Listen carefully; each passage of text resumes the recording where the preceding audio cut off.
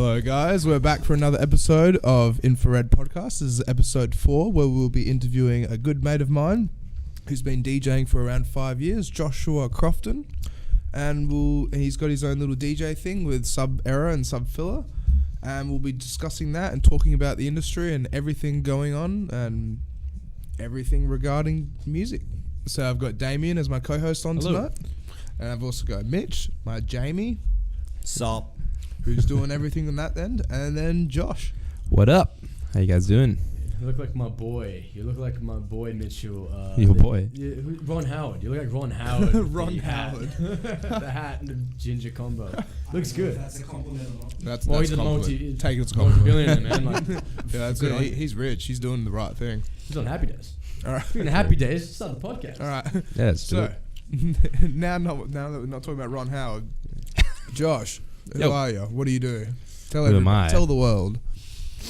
I am a guy. Just a guy. I'm a DJ, music producer.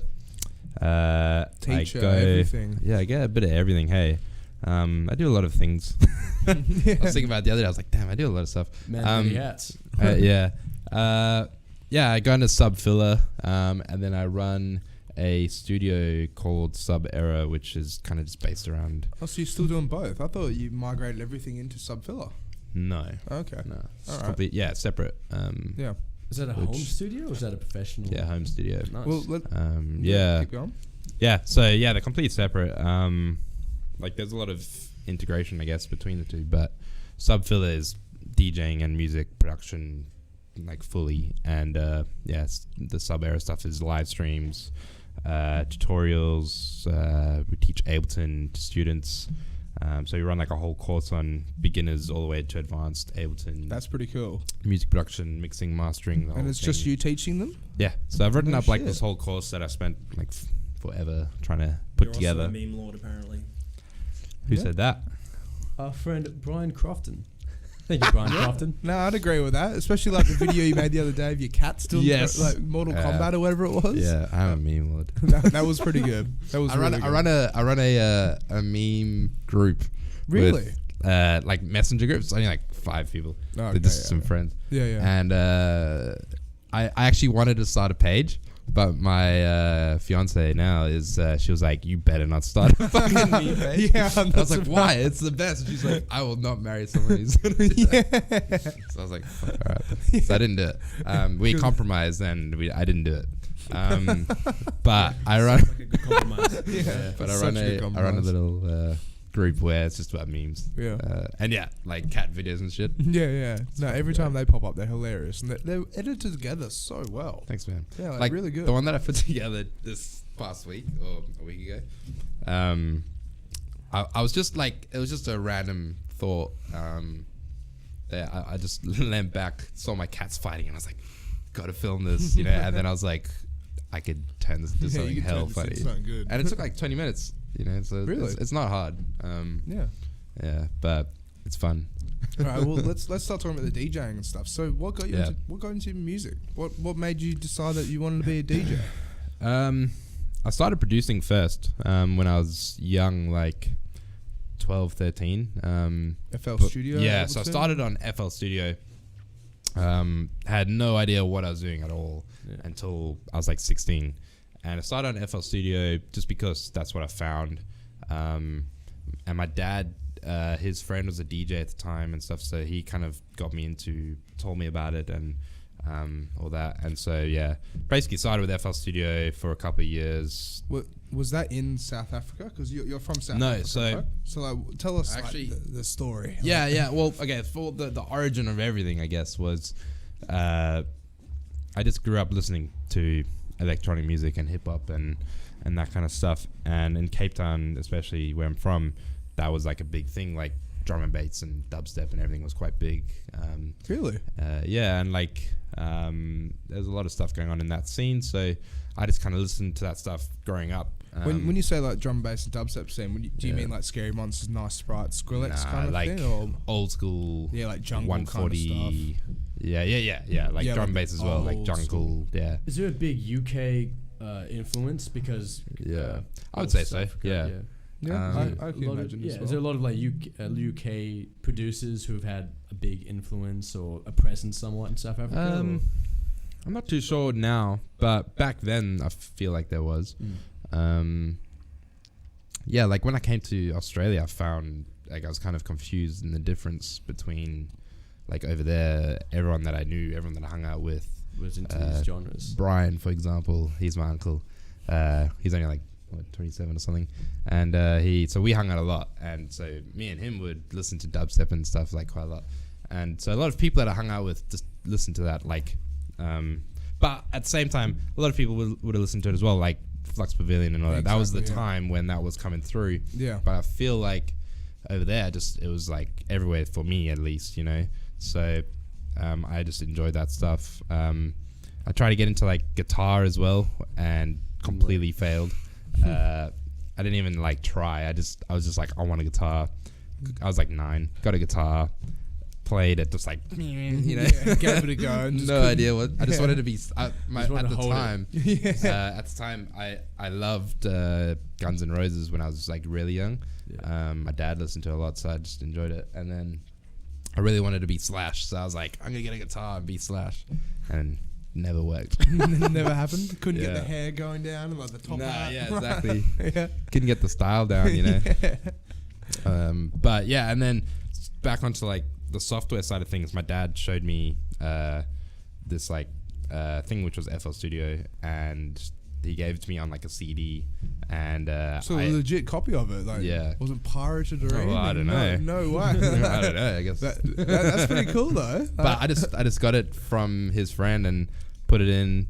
Came to Australia like the next day and tried it first time in Australia. So I didn't really. So you got the CD of FL Studio, and then the day after you're like, oh, I'm moving to Oz. So. No, like I was already moving, but my dad was like, oh, I found this. He just might entertain you for a bit. Is that what he was like? He's like, you're going to Australia, you need something to entertain you. Yeah, make some music. Yeah. No, well, I think he knew I really wanted to do something musical. Yeah. And so he was just telling me all about it, and then that's he gave really me, good though. You try to nurture cool. you in the right direction, kind of thing. Yeah, that's really cool. Yeah, he's cool like that. So he was always like a big advocate of just doing your thing, doing what you want to do.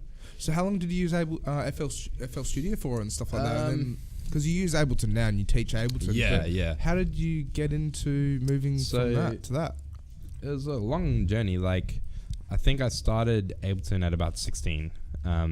So between 12 and 16, I went through FL Studio.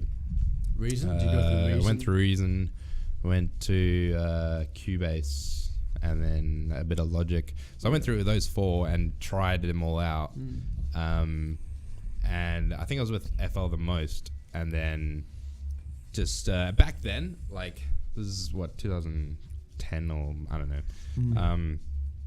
Those softwares were limited. So Ableton was kind of, you know, killing it at the time. Like, it had the ability to have external plugins and stuff. But back then, Reason couldn't have that. FL Studio was like very limited.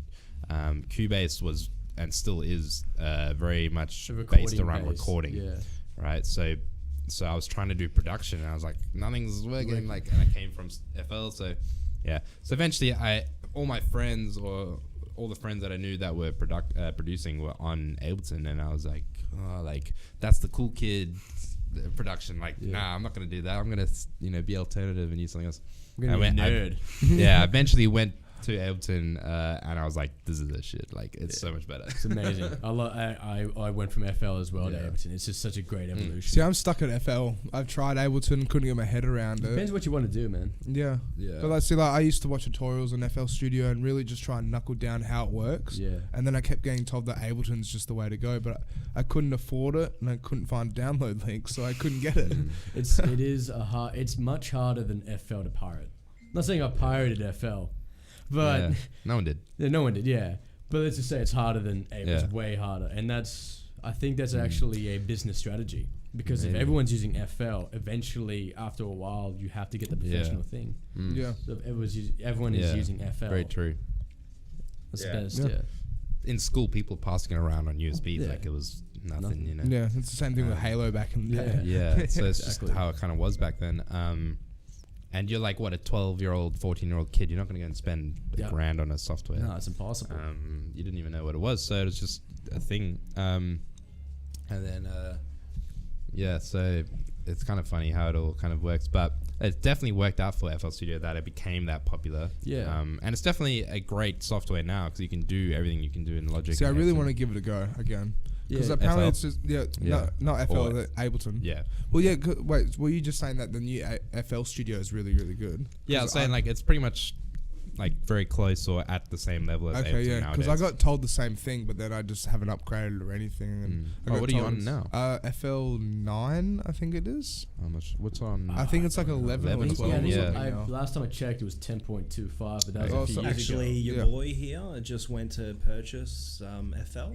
FL 20. FL20. Wow. We're way off. Oh, I holy haven't touched crap. FL FL. 20. I haven't touched FL since like. I don't know if they skipped a few numbers. I'm just saying. Maybe. I think, Sometimes I they think do. it went I think FL they 12 did. and then 20. Oh, Yeah, okay. I think it did actually. Yeah. Right. But It it's does that. FL 20. That's They the tried latest that one. that iPhone strategy just. Just check. Oh, Xbox One, the Xbone. Yeah. But FL's cool now. Like a lot of people use it, but it's still quite still limited. It's still got its things. It's real. I think Sorry, I think Ableton hands down has the best kind of Interface and stuff. Interface, everything. Yeah. it's just yeah. how it's extremely the fact that you get all that in a complete package. The amount of the plugins, as powerful they are, like Simpler is one of the most powerful.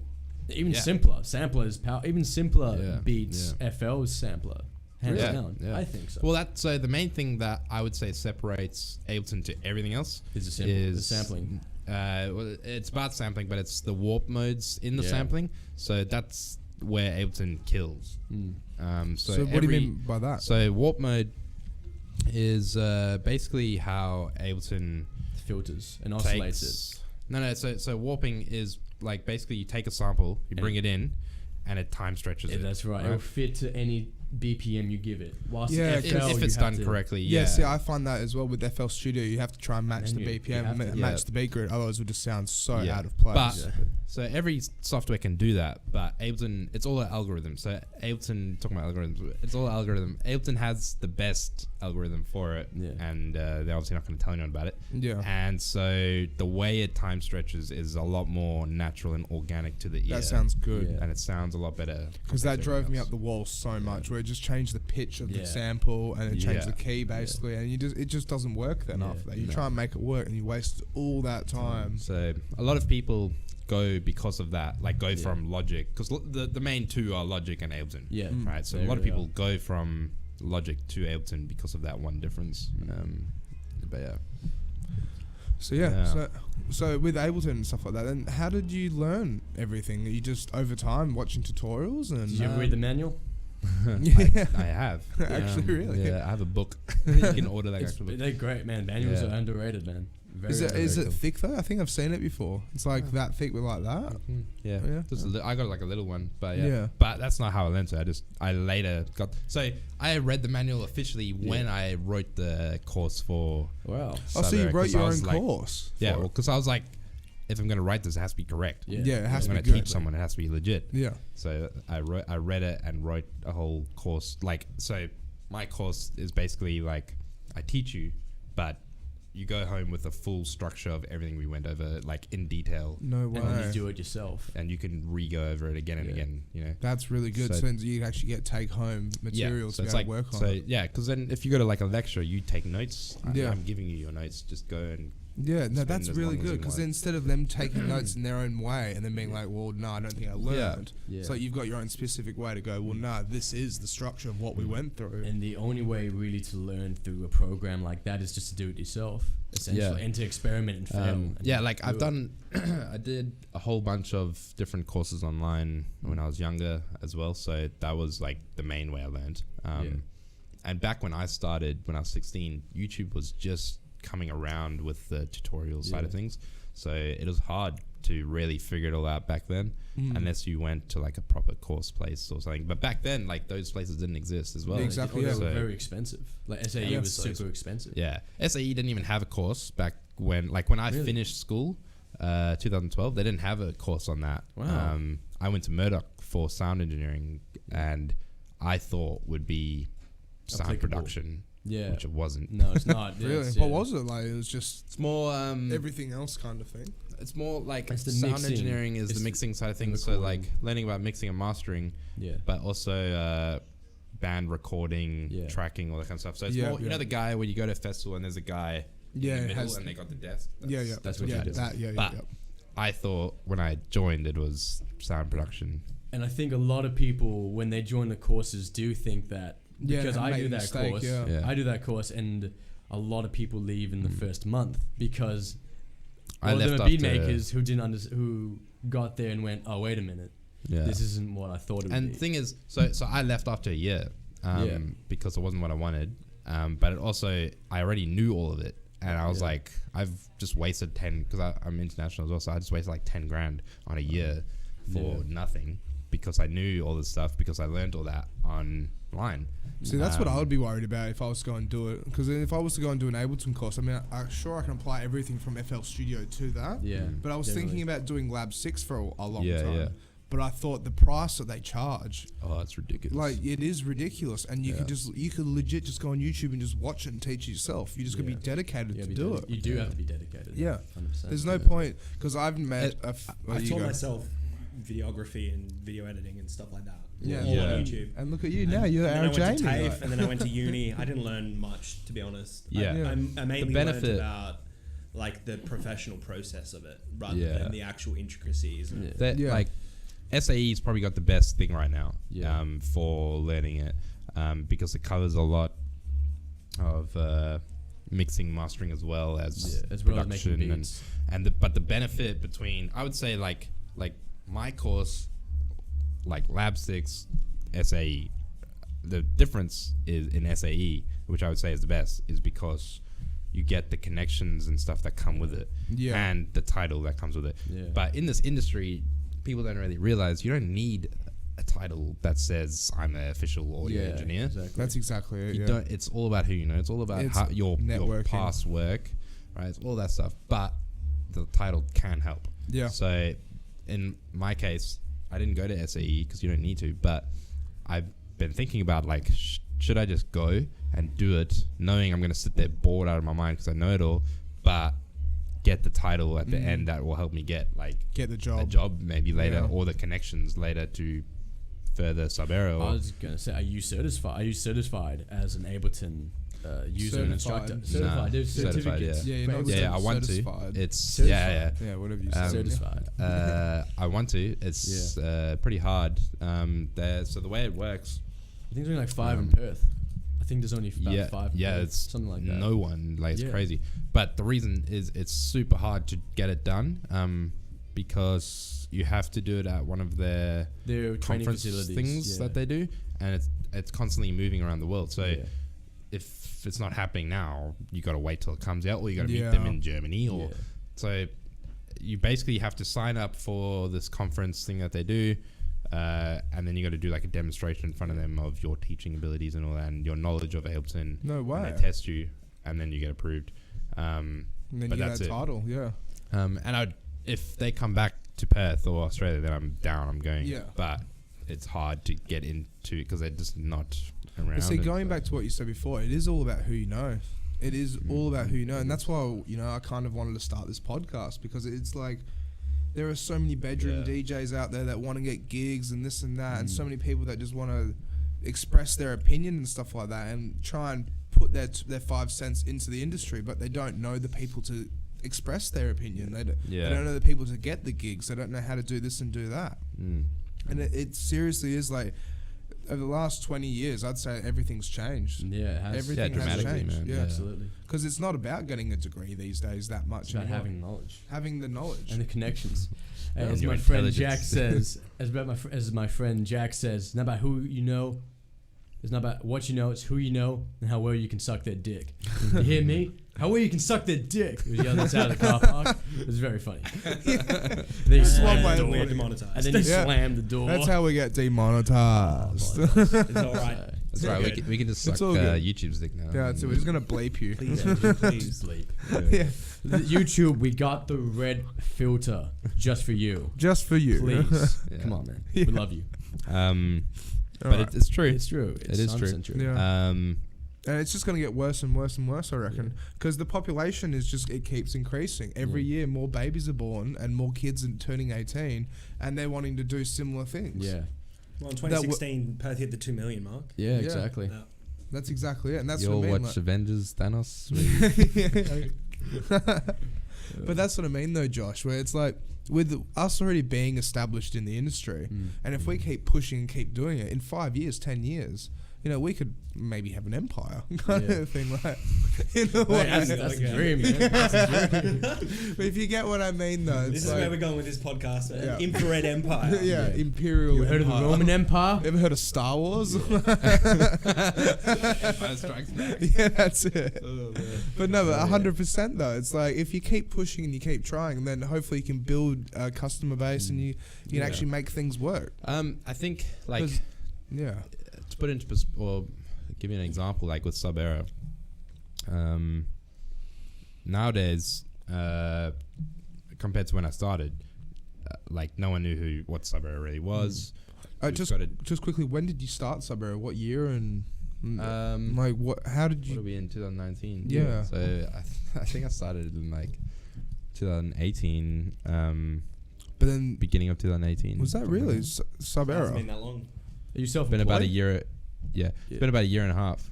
I thought it was longer than that. No, almost 2 years. I have to double check, but I'm pretty sure we started in April of 2018 or something. Yeah. So maybe. But when you I say don't know. we, did you mean Me. like? Just you. I didn't mean to We. I was about to You say got like if your schizophrenia, bro? fiance. You got schizophrenia? yeah, what do you, it's me and these yeah, guys. this guy's been sitting here the whole time. Like he's been waiting to have an injection. Like, he wants He's to. like, He wants why to haven't you talk. given him like, some water yet, man? yeah. He wants a whole bowl of spirits out of liquor. Why do you think I put that chair there earlier? No, it's just me. Well, if you're in education and in the music and you're self-employed, you can actually, if you got a good accountant, you can Claim that shit on tax. 100% claim dude. it. I did, And if yeah. you go an Ableton, you could actually fly to the Ableton conference, and if you get that certificate and you can prove that it's helping a business as well Tax as an write-off. educator and a musician, you can essentially write it all off because it's technically a business trip. Yeah. So you can claim a lot of that true, on tax. That's true. Yeah. So I That just is wanted to very throw true. that in there. Yeah, Yeah. Yeah. that's true. Yeah, I'll have but- to look into it. Yeah. Yeah. But I do have a good accountant, so hey man, get a better account. yeah. Going back to what He's fine. I got my He's boy. right here, I he's got right my boy Steve. yeah, that's it. Yeah. My accountant's right here. Can't you see him? Yeah. He's been with me since day one. See, I've been talking to this guy since I was 12. Shit to it. So with Sub Era, so then like it's only been going for a year and a half then. But then Yeah. what you were saying, how it's like when you started off, like how the views Yeah. and So stuff my point was that things take time. Yeah. yeah, Rome wasn't built in a day, No, but it collapsed in a day though. Like, that's true. Yeah. And That's like 5 times actually. did it actually? Kept getting ransacked. But Yeah, okay, keep going, man. I don't think Sub We're Era's about gonna to get build, hey, ransacked man. 5 We're not times. talking about the unless collapse. my 5 friends over here don't ransack Sub Era, then we'll be alright. Yeah, I had to keep building up Sub-Zero. I don't know what's going on. Yeah. Sub-Zero? Or Sub-Era. Sub-Zero? Sub-Era, not Sub-Zero. So the name. Let's It's Sub-Era. Where's let's that come talk from? about that. Yeah, Yeah. the name, right? Yeah. The reason why I called it Sub Era was I feel like we're in the era of sub, as in I thought it was bass good. music. Yeah. That's kind of it. So I just came up with the name Sub Era. Like we are in the Yeah. Sub Era. The era of bass. That's You it. could just take a photo of Sub-Zero, make that as your logo. Mascot. Just as a band. Hey, here's my business card. This is a photo of Sub-Zero. On the other There's no side, union- Scorpion. Like, Yeah, this is yeah. both This- dudes. yeah, it's- what is this? And said, hey man, it's my business. But yeah, okay, but keep Yeah, going. just go though. on. Yeah, The so- Sub Era. But So Sub-Era, it's, yeah. Because I it's all agree. about consistency and time and patience. So I haven't done there's ways you can accelerate things, and we'll get into social media later, but there's ways around that you can accelerate things. But with Sub Era, I chose a different path of I'm gonna work the long game on this and network in person, face to face with people, get those likes and followers that way. I honestly, just quickly, I believe that's 100% the way you should do it organically. And it's hard, and it's longer, and it feels like you're not getting anywhere for a while, but it's so much better like in the long run. And I'm seeing the effect now, where, for example, just last week or 2 weeks ago, people know me. Like, I'll be walking into people at Capital and stuff. I think it was like 2 weeks ago, and they were like, "You're that Sub Era guy." And I'm like, "How the fuck you know that?" Like, yeah, you know? but it's so cool though when that happens, right? Yeah.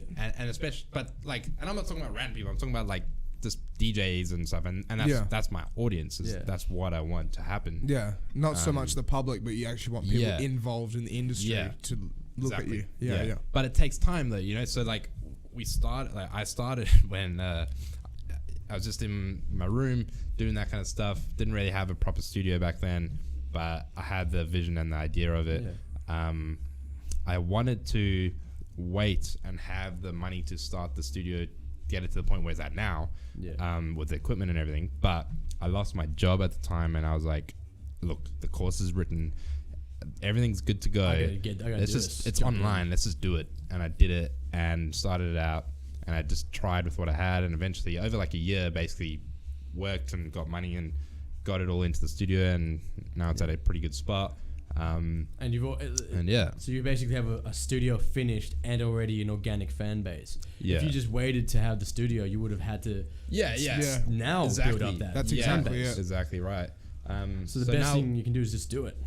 So now we've got like 600 likes on the page. That's not bad. That's the Facebook page, right? Yeah, that's not bad. Not one advert spent on the page. It's pretty good. And like the reach is pretty good. We're always getting comments and like follows and shares, and the whole idea around it, and I think the reason why it works is because it's not about me.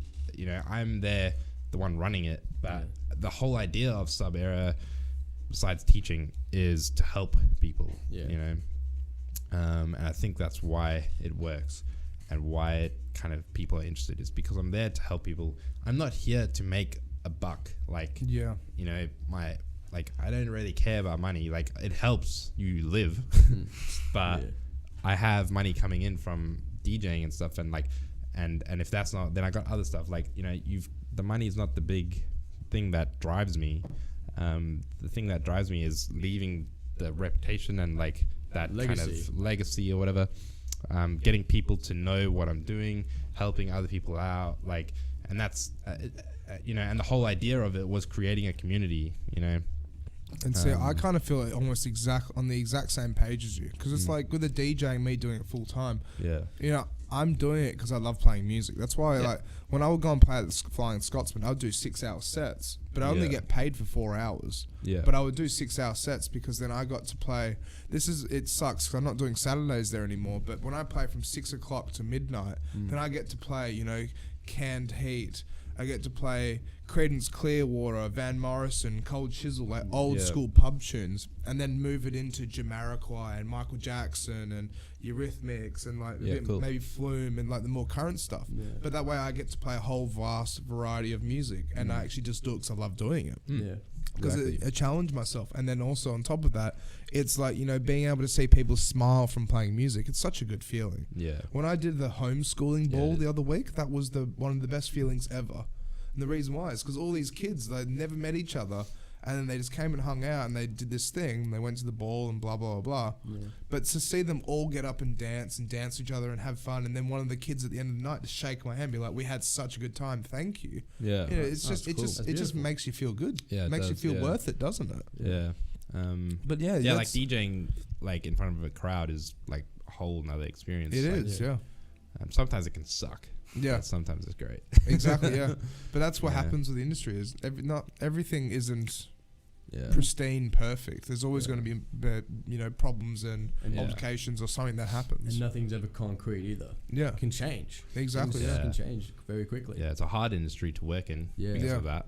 So do you have a full-time job then? Or do you just DJ. So you just DJ as well, just like me then? Yeah. No shit. I thought you might have had a part-time job or something that's well during the week. I Do you make all like? So how many people do you tutor during the week as well and stuff? Like on average, like I'm getting about like 1 or 2. Most like right now, it's mostly mixing and mastering that's kind of keeping things afloat with Sub Era. So that's the other side of it is there's the tutorials and teaching and stuff, but then mixing and mastering is people send me their tracks and I edit and that's kind of like the main income right now with Sub Era. But my main income to live off is DJing. So which I DJ at the Brass Friday and Sundays, and that's pretty much the main 2, and then I DJ just randomly all over the week if something comes up.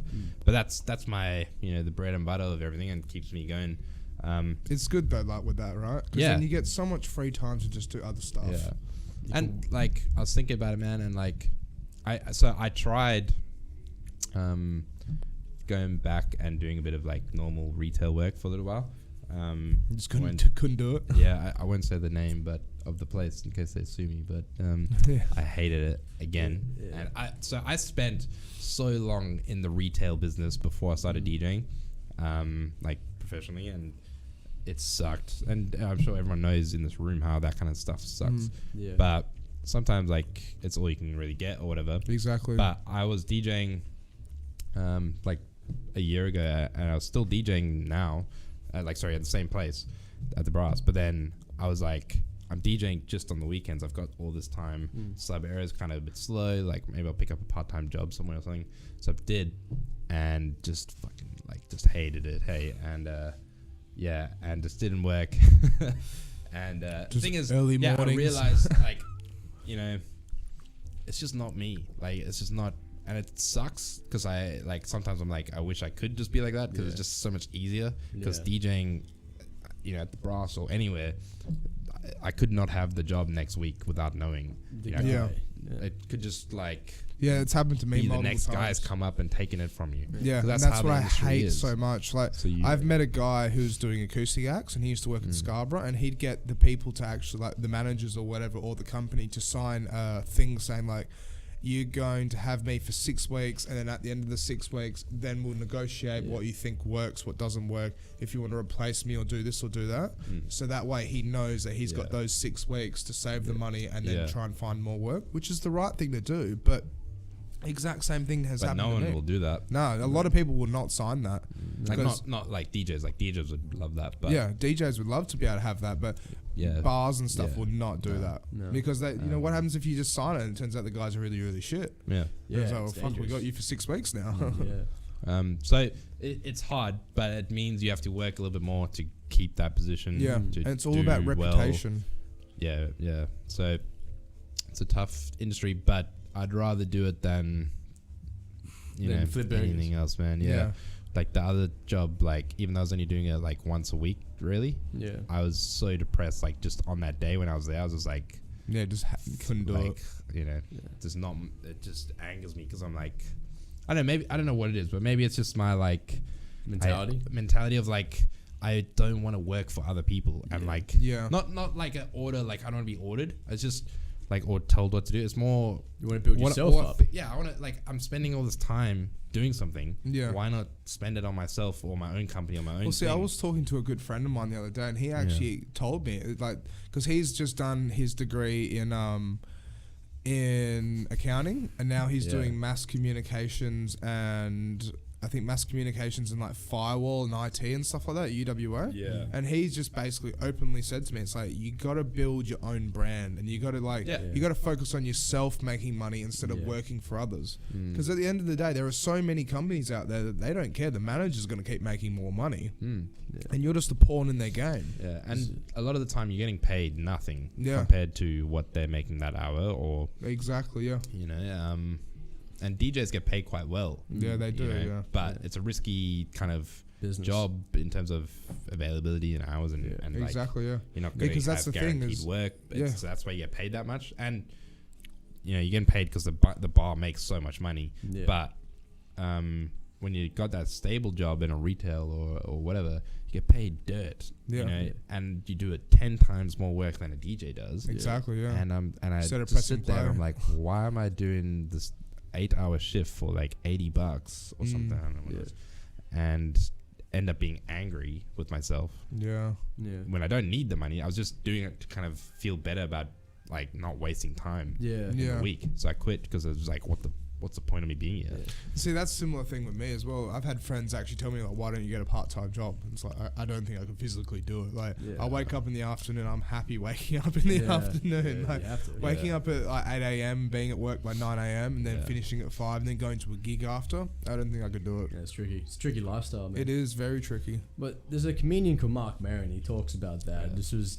He was like, his career was a bit of a slump when I was listening to this comedy album. He was talking about, he was at a comedy club, and he looked at the back, and there was a cook, and he just goes, "Man, I could do that." He just goes, "Geez, that sound." He's like, "Just wake up, go to work." Being a stand-up comedian, paid nothing, weird hours, weird people. You know, he's just going. He said, "I just want a routine. I want something concrete." Yeah. I was like, and he was like, and he started screaming, "I'm jealous of this fry cook." He's like, you know, I mean, it's the whole mindset though of how being an artist in those outlets, because they're never concrete. They're very exactly. And you can get it's lost. Hard life, man. Like mentally, it's tough. You need your body needs a routine, and if you're constantly working shifts, because like for me, right, sub era is my weekly job. Yeah. Right. Sometimes, some weeks it doesn't pay. Some weeks it does. Yeah. But I love it, so I do it. Yeah. That's it. And the whole, like I was saying, it's a long run. So for me, I don't work, you know, every day on sub era to make money right now. It's going to do it later, or exactly, you know, all that kind of stuff. But it's routine, and like so for me, I DJ Friday, Sundays, and usually Saturdays, depending on if something's up. Sometimes the DJ in the week if something comes up. But I need the routine in the week, so sub era is my routine in a way, where I try and force myself to be up and good to go by 9, and then do studio work or whatever until like as long as I can, until I'm just like sick of it, and then do whatever. But yeah, the routine's important, but the DJ lifestyle is hard. Like a resident DJ, where you're DJing 6 hours a night or 5 hours or whatever, your ears, your ears are, you get headaches, your ears are flipping down. You're drinking because you get free drinks, and you have to drink. Some places, you have to drink just to get through it. But some places, depending on where you DJ, they will force you to drink because of the party atmosphere. Yeah, it creates that thing. Yeah. And there's also I hate it when they do that though. I would love it, but I also hate it because it's hard. But what if you just get like Coke or something, like ice in a Coke, and you look like you're sipping it, and you look like you're sipping whiskey. For a quick example, right? About 6 months ago, maybe it was like, actually no, it might have been the beginning of the year. I was doing Lucy's Love Shack Fridays and Saturday nights, right? Yeah. And so I start at midnight. I'm going to 5 a.m. right? And then I'd have long chims on Friday, right? So long chims from 5 o'clock to 11 o'clock. Then Lucy's from 12 o'clock to 5 a.m. right? Then Saturday I do Scotto 6 to 12, and then 12 to 5 again. And then on Sunday, Andre hit me up, right? And he wanted me to do. Anton wanted me to play out in a winery at Lancaster Winery on Sunday, right? And then Andre hit me up after and wanted me to play at the Peach Pit, right? And so I regret drinking on Friday night, like 300%. I drank on Friday night at Long Chim's, cocktails, and then beer at Lucy's Love Shack, right? I felt it for the whole weekend. I did 38 hours worth of DJing in 3 days, right?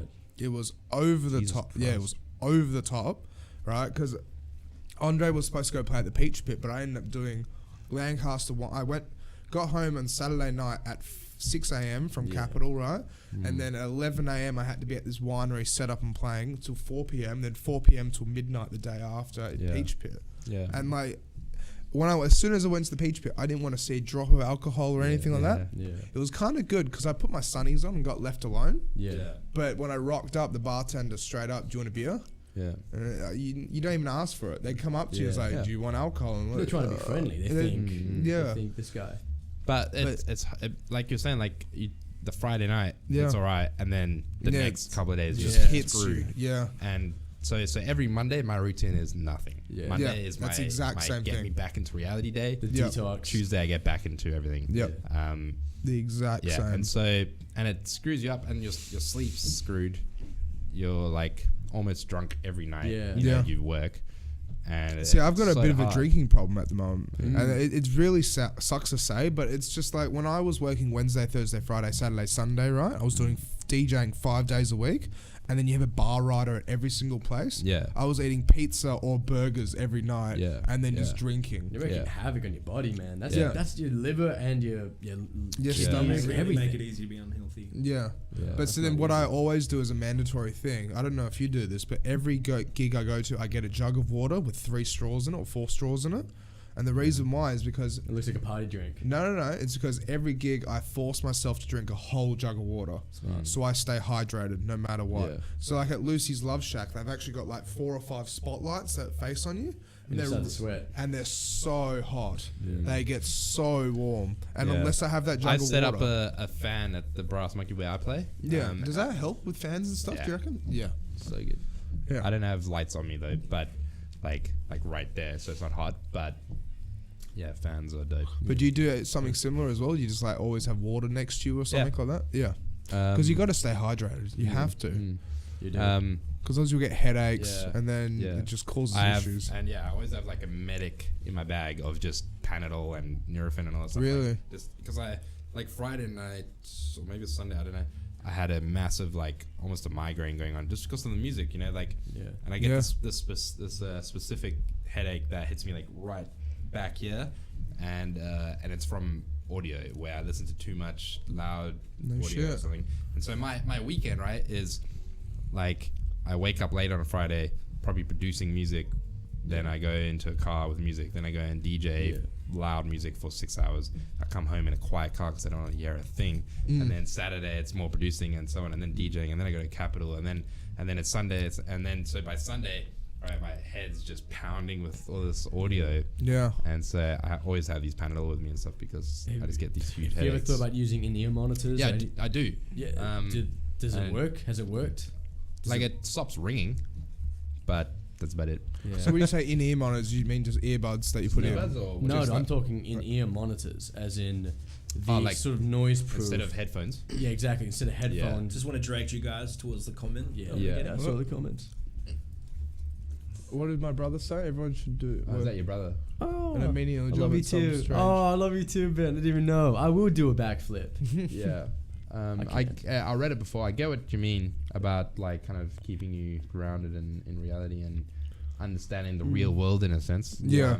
But because you for can't. me, Yeah, you go. like I was saying, like I spent 8 years of my life. I started working at McDonald's when I was 14. Yeah, so And you then- went through the hard I've yards. gone through all that crap, and then I had the lucky break of being able to DJ. Yeah. And You took then it and you ran with it. And then and then I went through like a phase of anxiety where the only thing I was able to do was DJing. Yeah.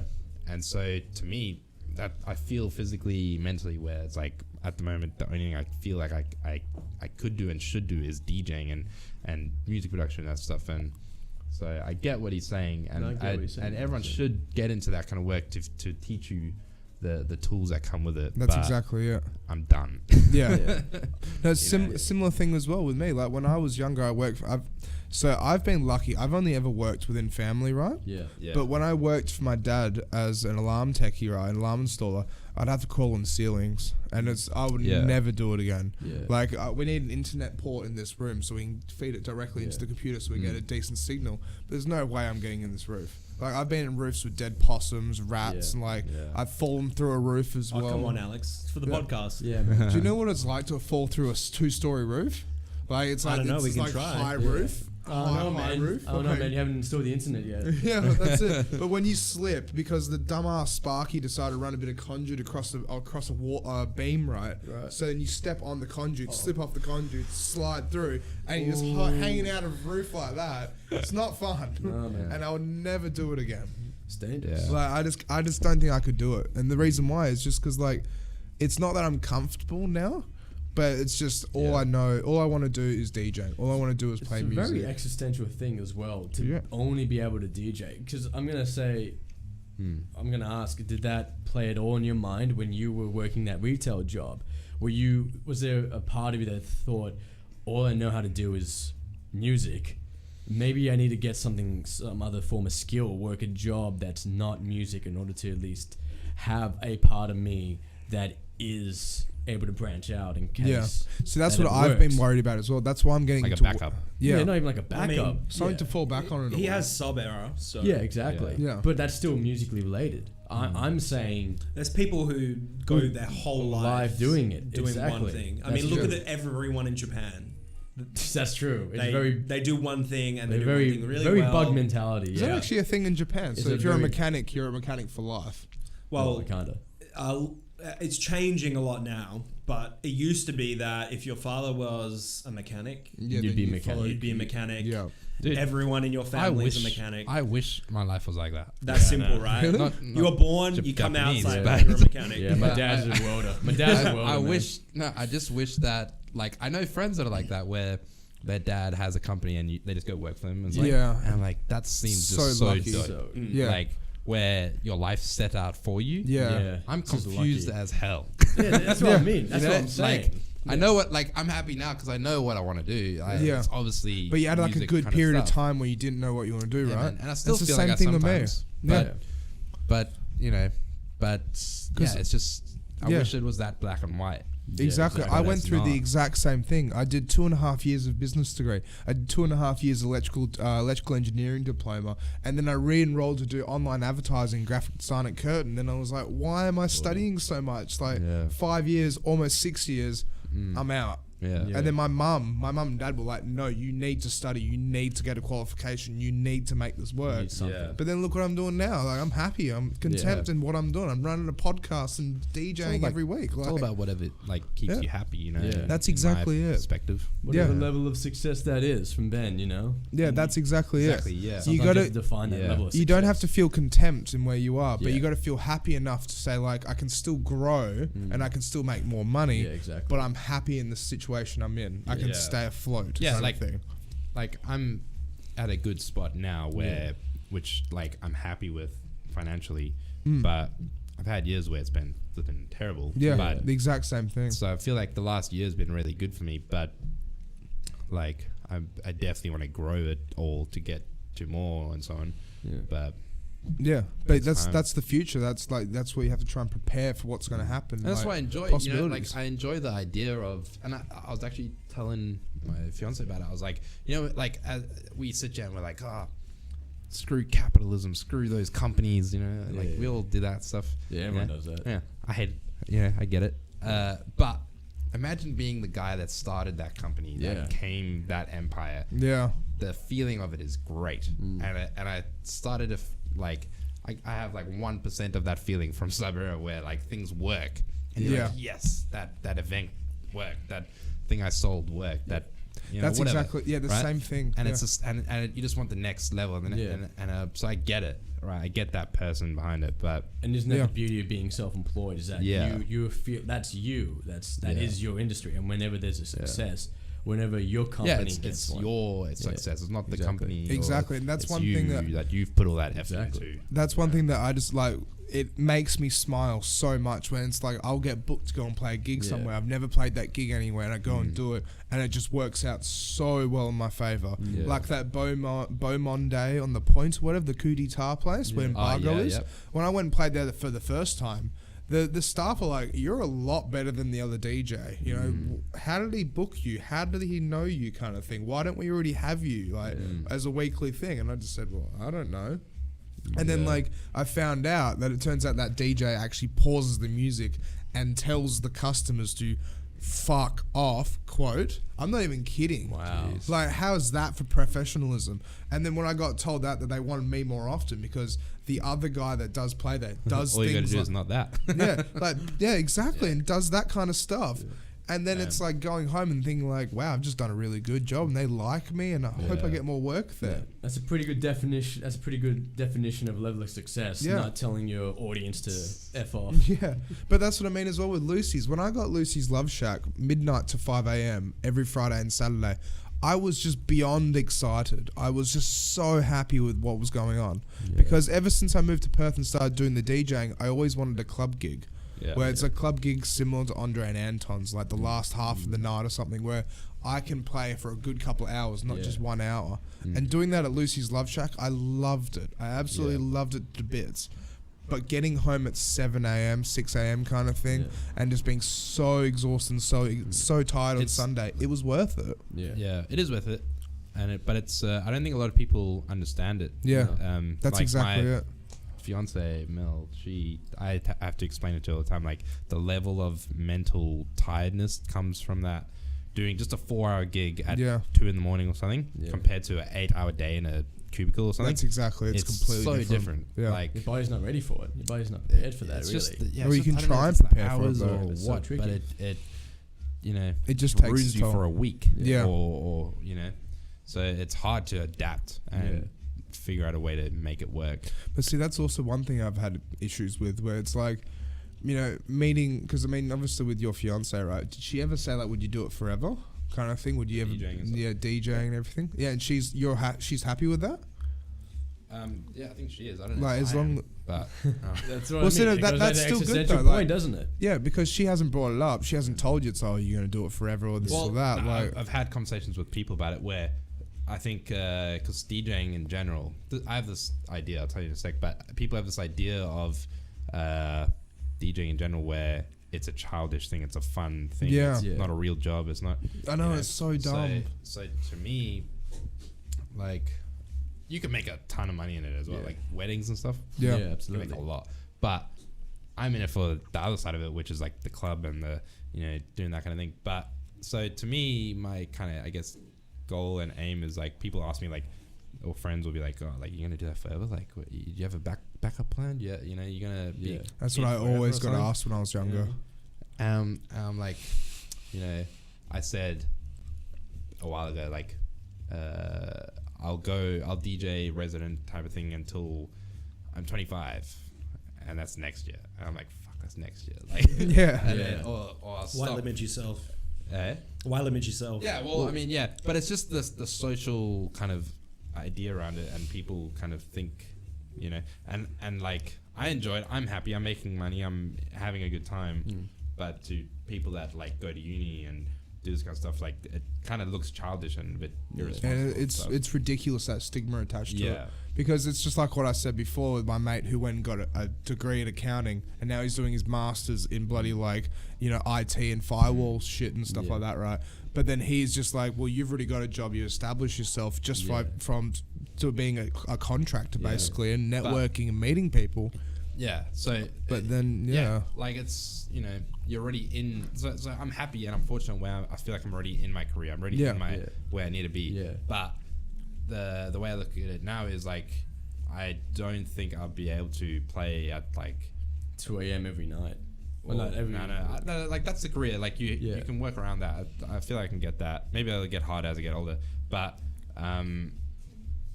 playing like pub stuff and like Brass Monkey. Those kind of things, like Brass Monkey's pretty good, but those kind of things where it's like you're just playing to the crowd. Yeah, it's easy. Yeah, it's fun. Yeah, it's easy, but what I'm saying is I don't think I could do that forever. You're saying you feel stagnating. You're not challenging yourself? Yeah, like not now. I think I know what you mean. You want to I know exactly what you mean. You want to go and play at events because they want you there, not because you're there to please the crowd. Yeah, but what I'm trying to say is like I basically that I know what I'm in. I know the industry I'm in. I know the career I'm in. But I want to grow. I don't want to just be stuck. Exactly. I don't want to just be doing. You don't want to be stagnated. You don't want to just be doing the same. Perfect example is exactly like what I'm doing right now. Like my plan, right, is because a lot of people have said like, "Are you going to do this when you're 40?" Yeah, and it's like, well, I would love to still do this when I'm 40 because I'm lucky enough to go and play in restaurants and stuff.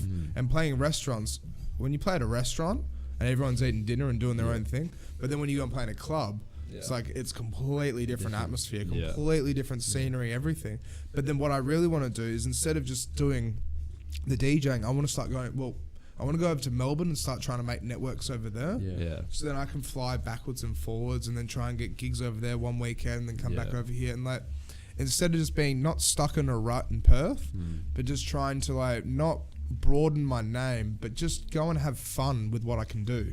whilst I'm young kind of thing. Exactly. Because at the end of the day, like, I'm going to keep doing this. Nothing's stopping you. Yeah. Nothing's going to stop me. But if Exactly. something tries and stops me, well, then I'm just going to try and do it still. Yeah.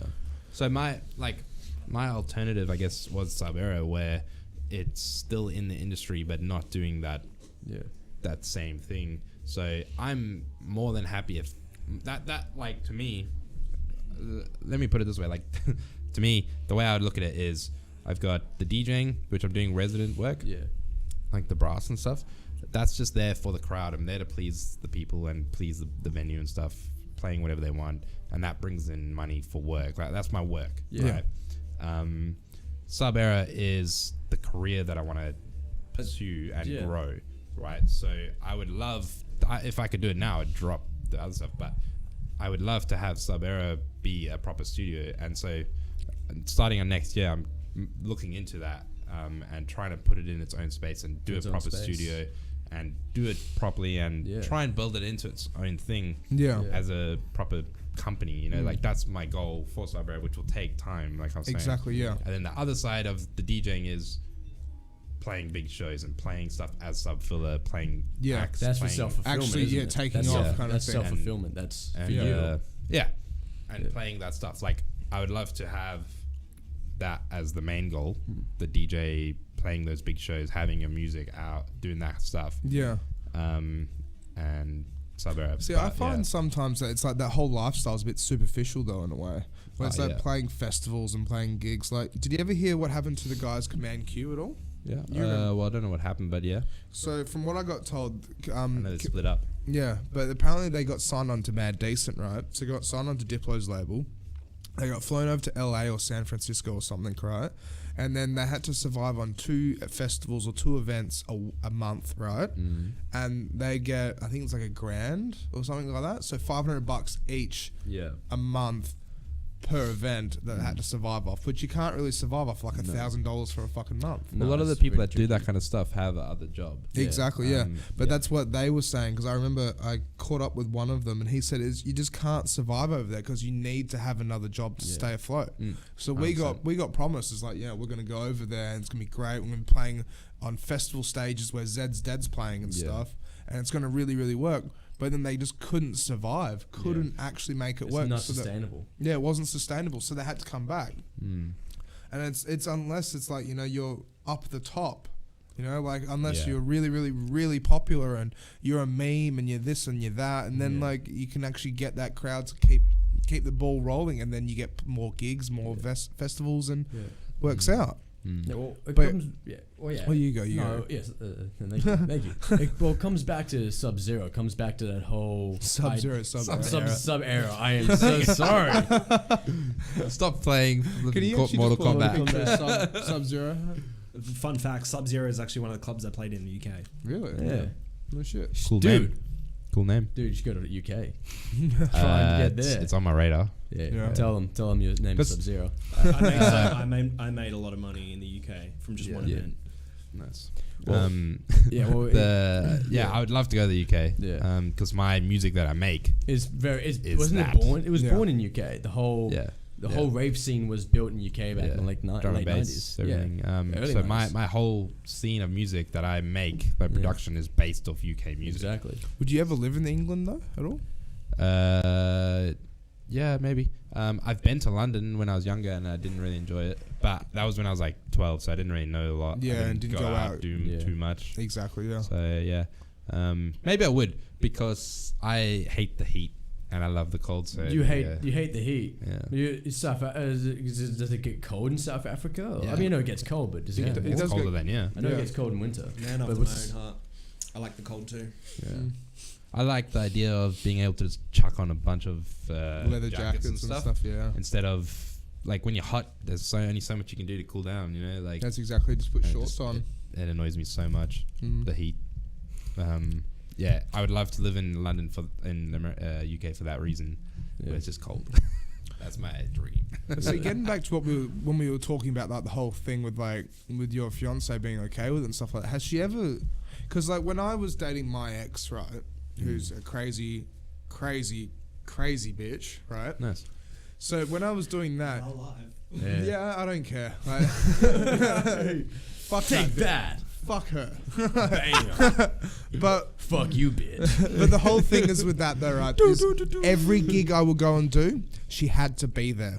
Okay. Every gig. Okay, I get she what you're didn't asking. trust me. Yeah. Oh, wow. Have anything like that. Yeah. I got her a job at the Lookout, and I'd go and play at the Peach Pit up the road. As soon as she finished, she'd make me like either wait out the front of the Lookout or go stand by the bar, so she knows I'm not talking to other girls or doing this or doing that. Because she had that stigma that a whole, DJs are, as soon as you go and play, girls want to go and hang out with DJ kind of thing. Yeah. And do you ever get that? Like, does your fiance ever get a little bit worried or anything like that?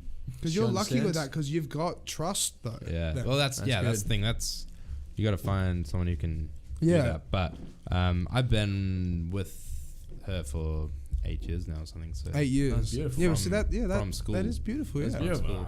Great. So we have that level of trust, and and we're getting married, so it's like it's all good. But but she knows very well, like 100% that stuff happens where chicks are coming up doing shit, trying to get with me and stuff, and not because I'm flipping gorgeous, but it's just because you're a DJ, and that happens.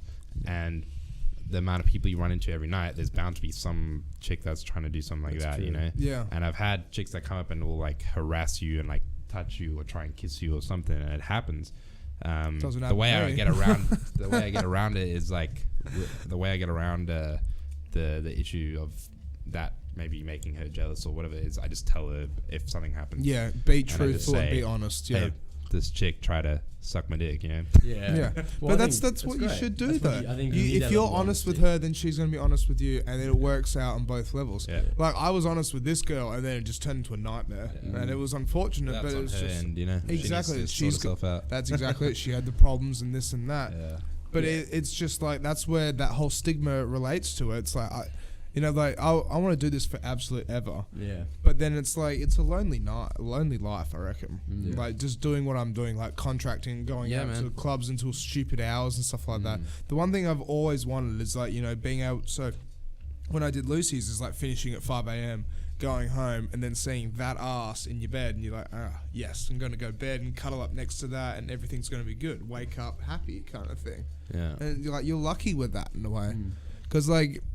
It was the other day they were doing like the suicide awareness thing or the depression thing. Are you okay? Yeah, for the Are You Okay? And they were day, saying how like in the hospitality industry, it's like 63% of all suicides in Australia is related to the nightlife or something like that. Yeah. Imagine. Something ridiculous. It was just. Can you pull that up, Jamie? Probably, I'll do my best. probably more on the bar end side of that, I would say, because they get.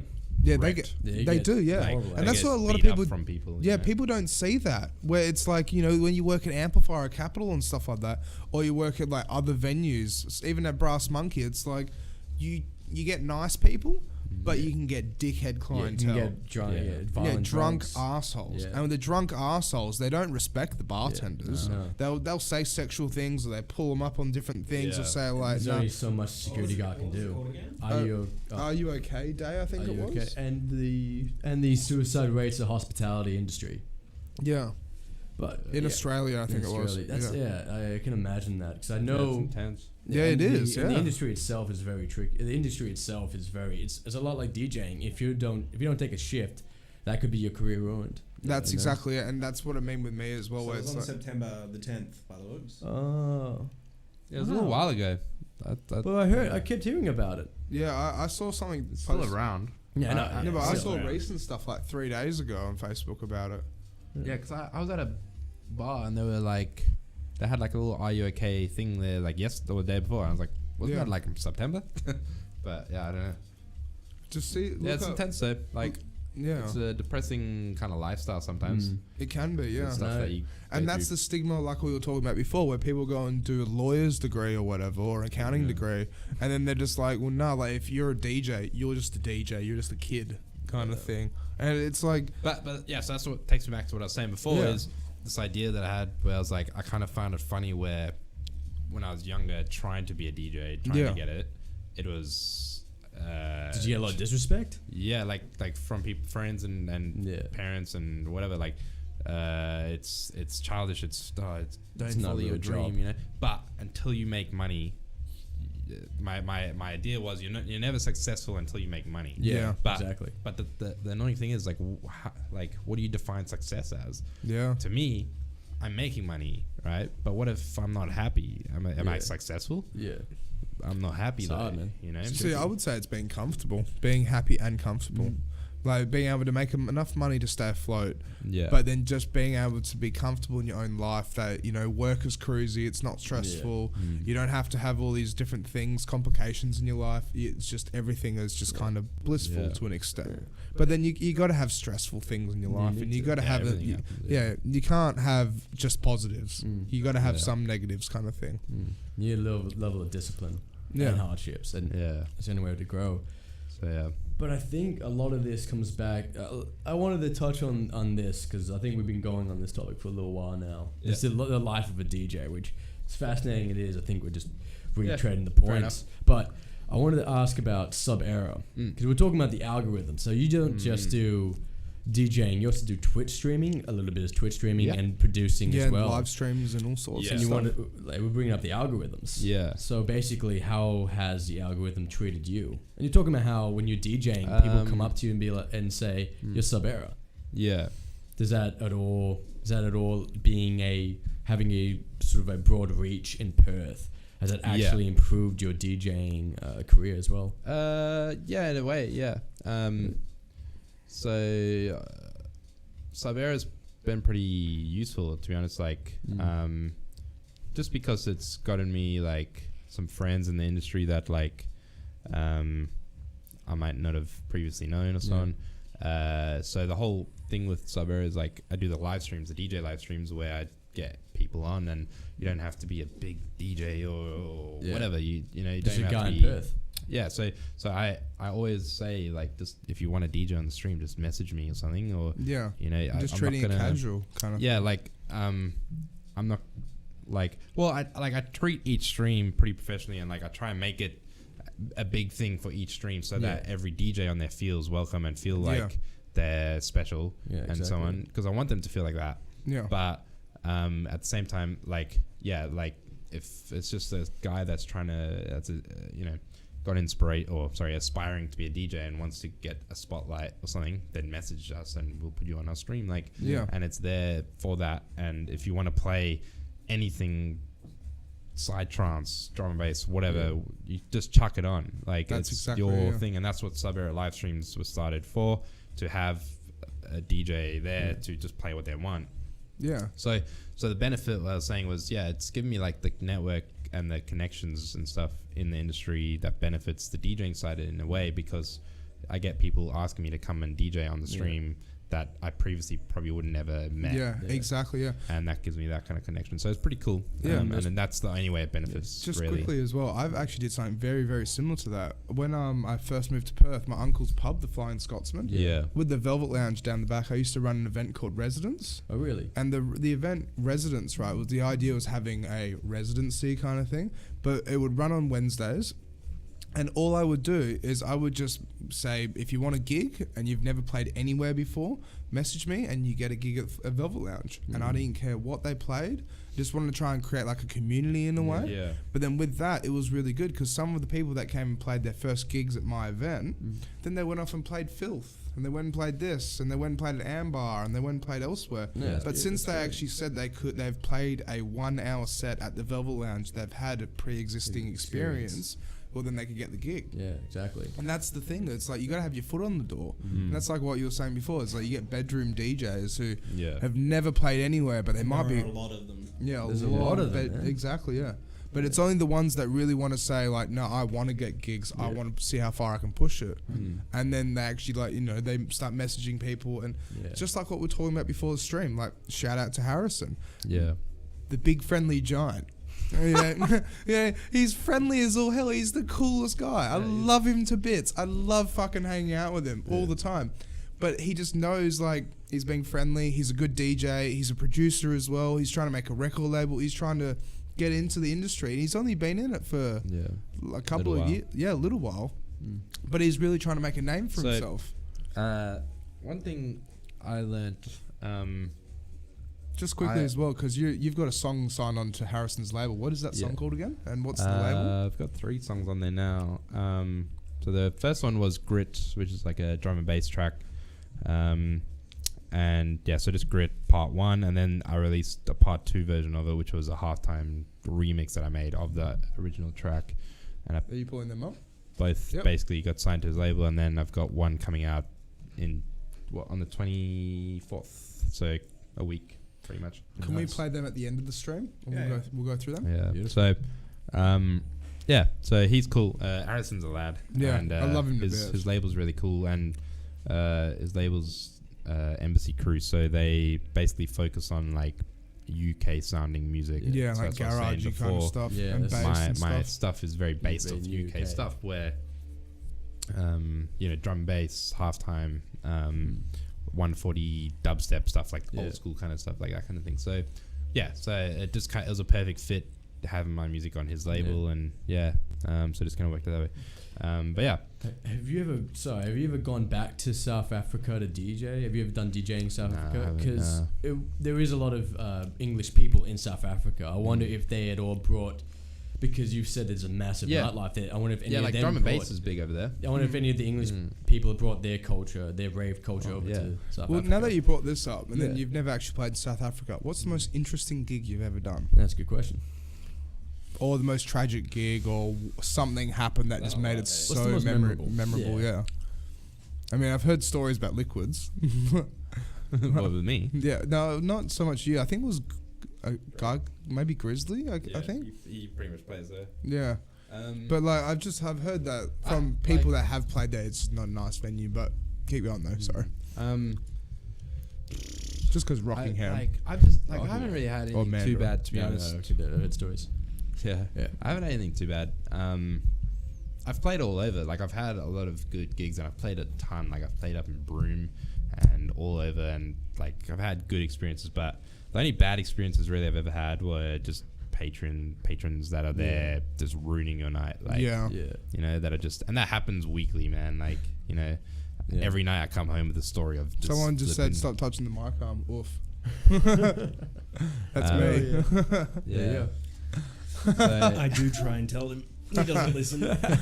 Oh shit. But yeah, it's just clients that come in and they're just like, Yeah, they just just- want to ruin your day, you know? Yeah. You're just there like, what did I do, man? Yeah, I Yeah, can so imagine that somebody coming happens. with an ego. Yeah. But probably the worst gig I ever had was I played my first ever club gig. And that was my worst gig.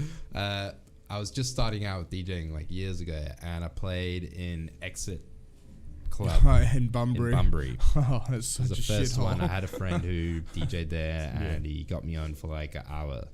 And I started with Tractor that we were talking about before. I started DJing on Tractor controllers. That was the S2, and right? S2. Yep. Never even knew a lot about CDJs and stuff back Yeah. then, like the proper setup.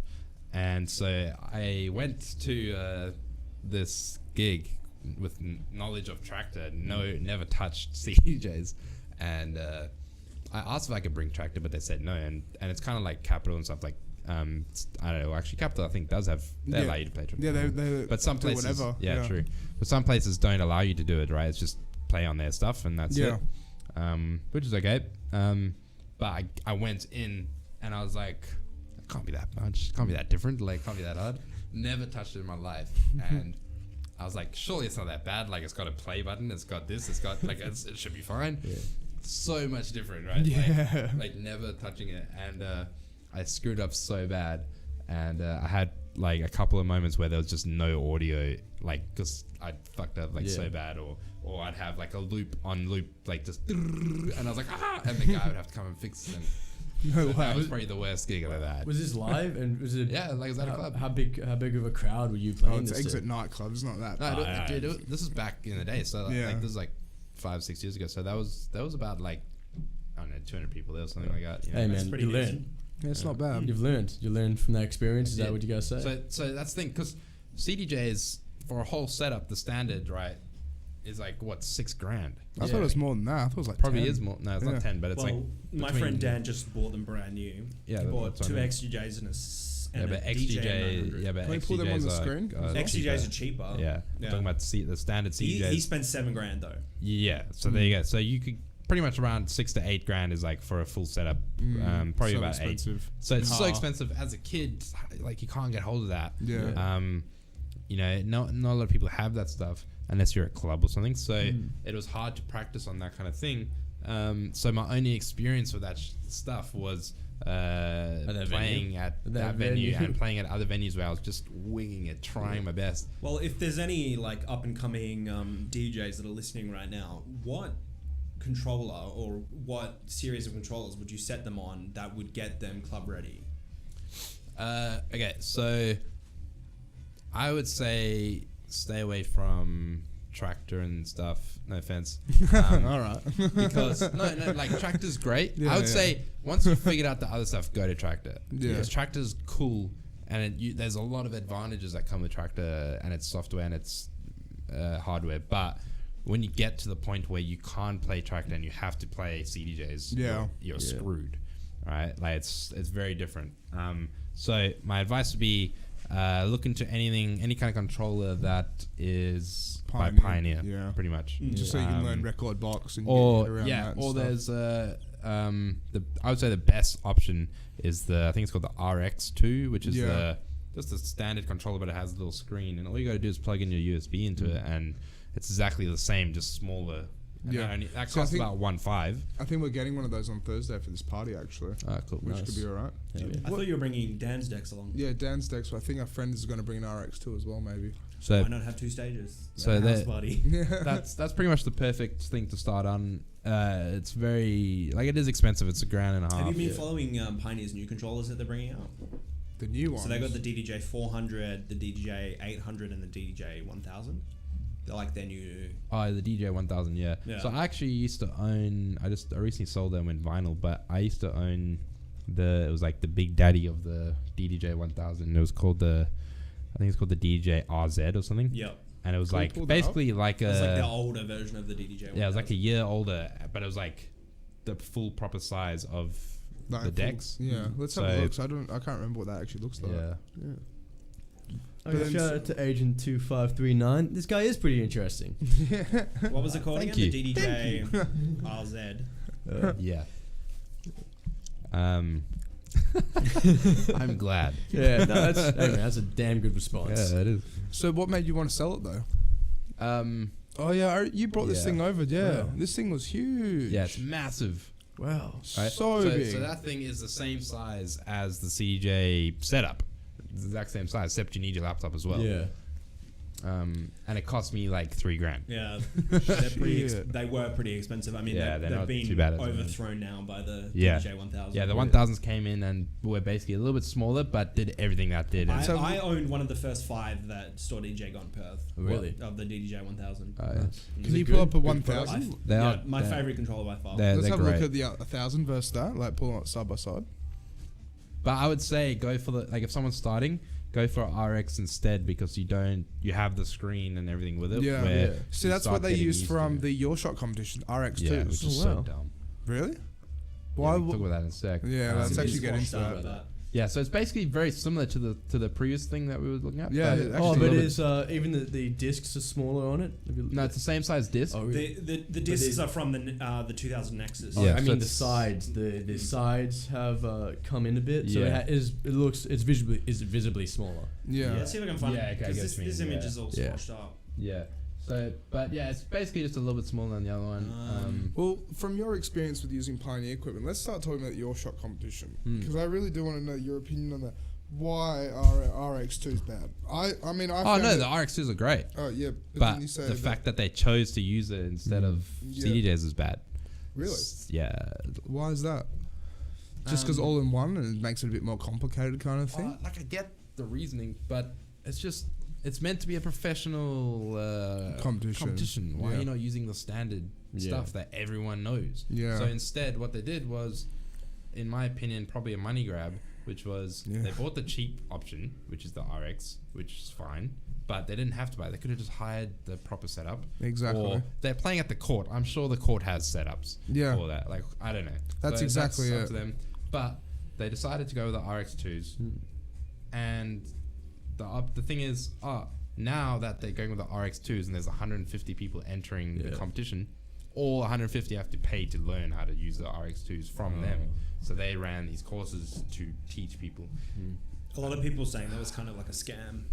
Yeah, like it's some got of a them you bad, can't bring it up got a with. bad reputation about it, the whole competition. And I don't want to go too much into it because I feel like I don't know it all.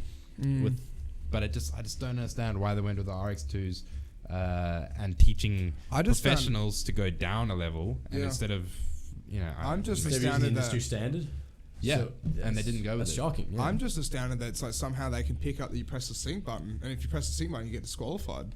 I don't know. I didn't Like see it. but that's just We silly. interviewed somebody who was in the competition. Yeah. And they said that if they were seen using the sync button, they'd be disqualified. Yeah, straight up. But then it's so dumb. It's like all the new CDJs have sync and fucking quantize and snap. Like it's I think it's just the stigma around traditional. what sync is. Yeah, And it's an absolute joke. it's just that sync is I use sync, but not for beat matching. Yeah. I use it for like effects. So like And transitions. transitions I use it from for massive, everything. Especially if you're transitioning from two. yeah, that's what I mean. So BPMs. like massive differences in BPM, you can do that effect to make it work. Yeah.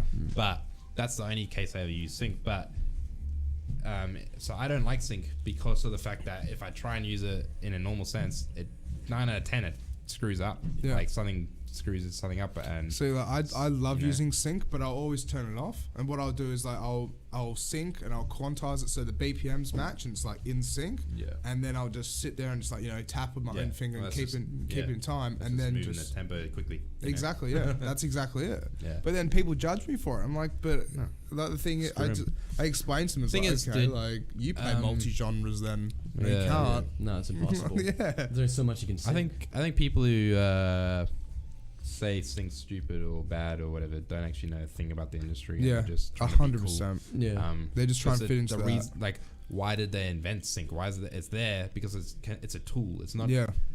You shouldn't use it as a just easy. You know, as a you should know how to, crutch. you should know how to do it properly. But it's there as a tool for a reason. Yeah. I feel like if you're one of those DJs that you sync like constantly and you're not relying on beat matching, people will pick up on that. Yeah. Mm. Yeah, maybe not everyone in the crowd, especially if they don't have any musical knowledge, but you're going to detract from the venue that you're playing at if you're doing it that method. But see, like, to bring it up as well, like, I don't want to name names. What's but up, Jesse? Jesse? Impulse State. Sorry. Shout out to Impulse State. So Impulse, he's the other guy that collabed with me on Grit Part 1. Oh, really? Nice. Yeah, Respect. cool guy. Respect. One thing I was going to say is, like, what do you think of what's your opinion on this, right? People making DJ mixes in Ableton and FL Studio and, like, DAWs and stuff like that, compared to actually recording it live out and about. Because, like, in perspective, right, someone makes one on Ableton and it sounds good and it's put together well, but then for me, recording it, and when I record it, and it's like, there might be a few mistakes in there, but it's a 6-hour mix. I think someone actually sent me one earlier yesterday, I think, or today, I don't know. But like Ableton mix? No, just a mix. Yeah. And it had issues in it, right? But and he was like, oh, do you think it has too many issues? And I was like, no, it's fine. And he was like, oh, but I think it does. I was like, it's fine. But it's and I said, if overthinking, anything, I know, but I said, but if anything, it proves you flipping actually recorded the mix properly. Yeah. Like, so I don't know. I've never done it. I've never gone and submitted a mix and then said I've recorded it, but actually made it in Ableton. I actually think it's harder that way because you spend time just clicking, and I would rather You have to and sync it manually. When you have to sync it, when you have to do the Time stretching. warping time and all that. Warping, yeah, not even warping, but also to fading in, fading out. fading in and But fading then out. it's like, how do you loop things as well? Yeah, Like, you literally exactly. cut the 8-bar loop. Cut and it, just copy. Yeah. Paste, paste, So paste. that's doable. It's just I feel like it That's takes such a more time. that's so It much would, work. to me. Maybe it's not so much time for somebody who doesn't know how to DJ properly, but to me, it's so much quicker to just do everything, all the effects on the fly, Exactly, like in yeah. front of me. That's quicker, and it's just more record fun that way as well. And it makes it more fluid yeah. and unique and Exactly. proper. So I think it's definitely better to record, but I don't know what's on the line. Does it have to be perfect? Yeah. If it does, then do it through Ableton. I don't care. Well, But, exactly, yeah. Yeah, I don't know. Hey, man. Is there a way to record on Pioneer decks yet? No, they Yeah. should. Yeah, I That- thought they would have. Why have they not done it yet? Is it I not- got you told can't there's a plug built-in USB in? I thought you can't even just throw the USB. RX2 you can. You Yeah. plug your laptop in. Yeah, that's what I thought I was about to say. I But- thought if you plug your laptop in, you can record through record box, right? The RX2s, you can just plug in a second USB and it records into that. So that's sick. But I don't understand why they don't do that with the full big setup that has Especially with the new mixers that stuff. they've got now that have USB input and outputs for plugging laptops in. Why can't you just plug a USB into your mixer Exactly. and record? Yeah. Yeah. Could you reasonably MIDI? Do they have MIDI outputs, MIDI ins and Well, outs? how do you DJ do it does. for your live streams? Because you record your mixes, don't you? Yeah. So how do you do that? I did two things. So like I run the main audio that goes to the stream through an interface like that, like an audio interface, and then just a box that has inputs and outputs. yeah. So that just plugs in from the mixer into the interface. The interface reads it into the computer, and that goes to the stream. Then the recording side of things, because I'm using the full setup, there's no recording option. So what I do is I just have a handy recorder, like a Zoom hand recorder, just like a field audio recorder, and that has a line in, like an aux in kind of a thing. You plug in from the record from the mixer. There's 2 record outs on a mixer, Yep. on a Pioneer mixer, and you just plug that into there, adjust the input, and No way you go. I was going to No say way. the auxiliary sends on these Pioneer desks. Yeah, you could just absolutely use those. Use those as left and right stereo outputs and just. See, that sounds kind of directly on simple though, USBs. and I'm It is surprised simple, why people don't do it more often. I think a They lot of people do. don't. They do. Yeah. Do Yeah. people not understand auxiliary sends? Not as That's what Dan. I mean, Dan owns those decks, and all of his mixes are recorded straight out of. yeah. Because they like for me, I just press the But button. In a you way. can. Like, it's simple. It is a slight tad bit not as. That's not good English. It's not as I won't good tell everyone audio. now. Yeah, it's not as the audio is not great. So you don't get compared to- 320, you get like 256 or something. You can get 320, but I think like if you record straight from within Rekordbox or within Tractor or something, I think it can even record in wave, like Yeah. depending on whatever. Yeah, but- because everything Tractor records in waves, but in recording in wave, I've actually got mine set to record in. It's compressed 320, so it's kind of Yeah. like 250. It's jeez. not. Yeah, it's not bad. Like you That's still good. get the pristine But yeah. clarity of it, but it's You've also not. got to like know like where are you sending this mix? Like Yeah. if like all my mixes go on SoundCloud, like you don't want to record as a wave anyway. You want it to compress so that way MP3, faster yeah. upload times. It's going to get compressed on SoundCloud anyway. Yeah. Well, but, exactly. like- Yeah, But there is that. that. But as like I'm an audio engineer as well, you're gonna say if you compress too much, it's so noticeable. Yeah, so Yeah. I was about to It's- say I disagree with you because Yeah. the upload time sucks, but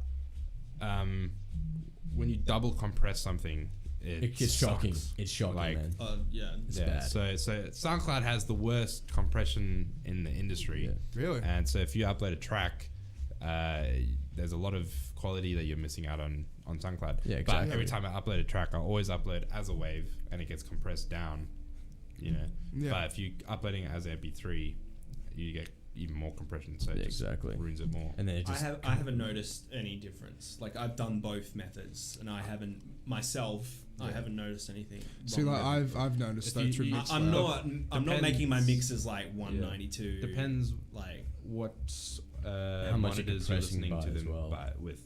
Yeah. So if your monitors can't tell the difference, well, I'm then just you listening won't. with my DJ headphones. Yeah, then that's why. Yeah. So, But that's I mean that's what people are going to be listening to. yeah, I know. But so to me, my ear, I get annoyed with this stuff. It's you true, know? I'm like, yeah. oh, like I want it to be perfect. Well, after the podcast, I'll show you a little clip and Debate, see if you yeah. can pick up anything. we'll debate this. But no, well, you have to have the right headphones and stuff. Yeah.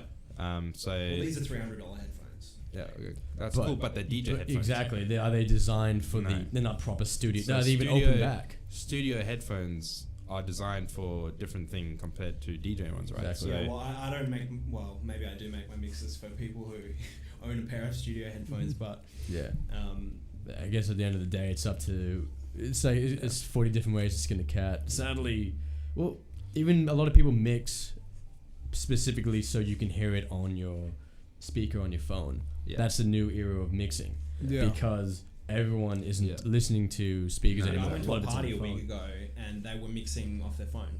Yeah, They were actually like they had the. No, but I think he's talking about mixing, like mixing, mastering. yeah, and then playing it on your phone, Yeah. and then Yeah, to yeah, see yeah. always compare that quality to Not your DJ phone. mixing. Yeah. But you can absolutely mix off your phone if you wanted to. There's It's a bit tricky though. There's a DJ called DJ iPhone or something, and he's massive. Like, as a joke, but he gets big Didn't gigs. he get on Boiler Room? I think something like that. Yeah, he got a video on Boiler Got a Room. It's massive- literally him on his iPhone. Yeah, Like, and people. That's love hilarious. it. That's And they're amazing. like- and he's good. Like it's hard because it's so small. Yeah, that's like. Have you ever heard of a guy called Djing Jr.? No. So he used to play like with Adventure Club and flight facilities and stuff like that. Okay. But when he would come and play in Perth and stuff, he didn't take his laptop. Yeah. He'd just like 3.5mm jack into the RCA, into the CD, into the DJM. Yeah. And he'd DJ off his keyboard, Yeah, here we go. which is pretty cool though. But like, Yeah. Yeah, this is it. Is this Boiler Room? Yeah, this is Boiler Room. Oh, that's amazing.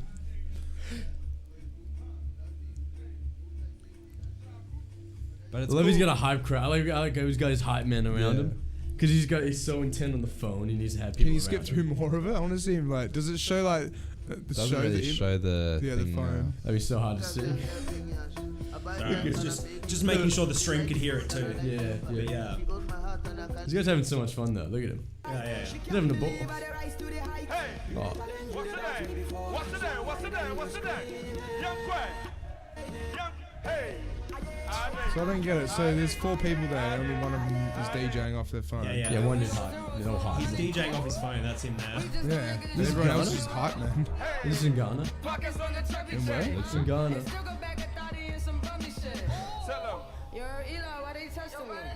Like, I don't always keep the hammer next to me. Yeah, this. Like, I ain't got a header to the This is such Yeah, a it is gimmick. Ghana. Like, True music Ghana. Yeah. That's Yeah. why it's a gimmick. It's a gimmick. You know what I mean? And it's Well, getting Yeah, them- and people will go see it because it's funny and Yeah. like, but you know, anyways. It's a But gimmick, if it's right? worth the quality. Yeah. Maybe it's cool that technology's gotten to that point where it's more accessible for people. Yeah. exactly. But yeah, Yeah. you know, the other thing is work with what you got. That's exactly Yeah. it. Well, see, I've been told stories where like people in Europe and stuff like they'll go buy an X1, and so they'll go and buy that little tiny mixer. Have you ever seen an X1? Oh, the Zone and Heath, No, Allen and Heath, or look whatever. up Tractor X1. Oh, Tractor. Yes, sorry. Yeah, the little tiny one Yeah, like yeah. that. Still pull it up so people can see who are watching. I know and what you stuff. mean, yeah. But apparently people would DJ straight off that, Yeah, and like they'll just take that and their laptop to a club, Yeah. like a little 13-inch MacBook, yeah. and they go straight off that thing. These things. You Yeah. get I that. feel like you Oh, can yeah, do yeah. it. I feel like you can do it if you're not switching between genres or too Yeah. much of a BPM change. But you just don't have the jog wheels to like Wow, really Yeah. that's a small image. to go in and out or anything. But they've got sync, quantize, they've got everything on that. All those 4 buttons on the bottom, they can all be Q buttons. Yeah, I and used everything. to have one. Yeah. I had Tractor. Yeah, see, I've still got one inside. They're dope. Yeah. Cool. So that's the new Mark III, I'm pretty sure. They're handy, especially if you're like DJing vinyl or if you want to use like a full-on mixer. There's also like the little Tractor add-on things that just have effects, so you can use like 16 different effects at once if you want. So you can basically build up your own deck. Yeah. Yeah. But see, that's what I love about the new S4 Mark III. It's actually got a little USB at the top of it. And with the USB, you can just plug that straight into it. Yeah. And then that into your laptop. And then it's just like daisy chaining, basically. Yeah. It's really interesting. I use a Tractor Z2 mixer as my vinyl mixer. How was that? Do you like that? I love it, yeah. Yeah, Great. so you but I still- don't use Tractor, I use Rekordbox. Yeah, with it. yeah. So I've mapped it Yeah, to yeah, work that's in all good. Rekordbox. But then But, so, but the like- mixer itself is like one of the best for scratching and DJing and What stuff. was it? The Z2. Oh, Z2. Z2, nice. Yeah. Aren't they expensive though? Did I put 3 in? Oh, $700. Not too bad. Yeah. This is still a big audience for the vinyl DJing, for the scratch, the old school scratch DJs. I think so. Like, the reason why I got into it, Which one is it? all of them, they're the same thing. I want to see the inputs as well, yeah. actually. That one there. Go The one that you have. Yeah. Yeah. that- It's got the same inputs as normal mixer would. Pioneer Oh. and stuff. Yeah. It's There's the XLR, It's, RCAs. it's one of the best mixers in the world. Like one of the Really? top 5. Really? But it's cheap. That's what's so dope. Wow. Yeah, some of those Allen and Heath mixes as well go pretty cheap. Yeah. Yeah. Yeah, we Notice used to have improving. a It's just getting Zone cheaper. in '92. Look Well, at that. not That's- really. They were so the nice. Serato. There's the one that you saw that guy with the phone next under him. He had the Serato S9. That's currently like top number 1, but it costs like $3.5 grand. Is it good? Mm. Yeah, it's great. Yeah, so we used to have one of these at the Scotto. These were so cool to I would use. love to get one, but I don't use Serato. That's so cool. That's old school. How old is that? That's old. Jeez, That's that an was the old... 3 That's channel, so yeah. cool. No, That's so old the school. one they're That's usually... 32, mate. Yeah, no, 92. Look up, yeah. 92. Never seen that in my life. We used to have a 92 at Scotto, and that was so... It was No, so but I was nice. so the wow. one that I was talking about was I think it's called X1, the Zone, Allen and Heath Zone X1 or something. It's really nice. That looks Yeah. gorgeous. Because I love Allen But- Heath. They really do have that old school aesthetic. Like their mixing desks. You ever seen them? Allen Heath. Oh, they're gorgeous. But they're I'm pretty sure what makes their mixes good is that they're actually analog. I was gonna So- say Allen Heath. They deal a lot with analog. Yeah. And there is a difference. Probably why they're cheaper too. True. Honestly, yeah. But it's complicated, man. Like Yeah. when you don't, like RTR for example, that you were talking about before. Yeah, yeah. I play there sometimes, and they have Allen and Heath? one of them or something. Wow. In the thing. So they got the CJs and everything, and you rock up and you're like, yeah, and you're like, what the fuck's this mixer? Like, it's all these different knobs. Yeah. The way they wild, do man. effects is different. Like, Yeah. yeah. Yeah, it's gorgeous. I do love their whole. I love analog. And do you notice a difference as an audio engineer between analog and digital?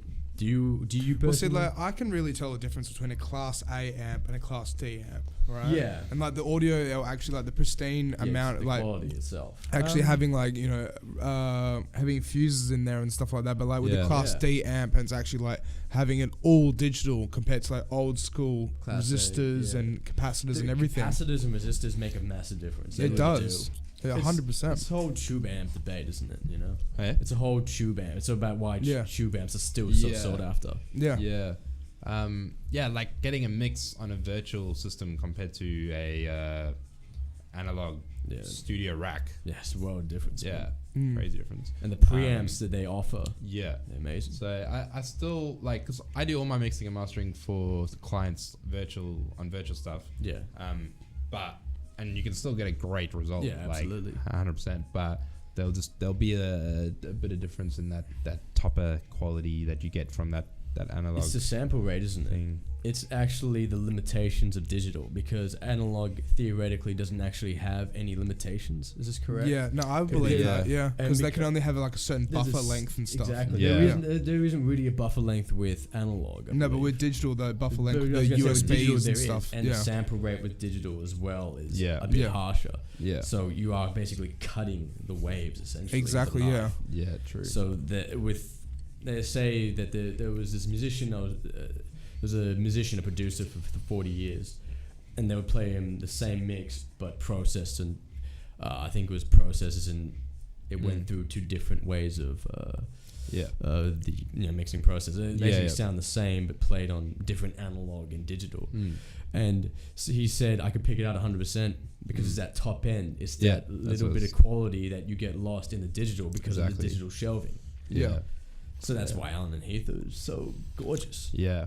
For So sure. we've only got 20 minutes left, and we were talking gonna- about before Algorithms? the algorithms. Yeah, I Yeah. wanted So to let's bring it up. Yeah, bring let's it dive up. into this. So what were you going to say as a question to Josh I before was going to about? say, Josh, well- because you're in all of these different avenues, you're in Yeah. number one, Twitch streaming, you're doing these online business, this online Ableton classes, you're doing a lot of things, and almost all of that, you're doing it organically. You're saying Yeah, you're not doing it with pretty any advertisements. Well, but yeah. how does have you experienced firsthand how much the algorithm really affects Yeah. your audience? So that's what I'm saying. Like, Sub Filla page, the Facebook page of Sub Filla, that's where it affects me hard. Is like, because I've got,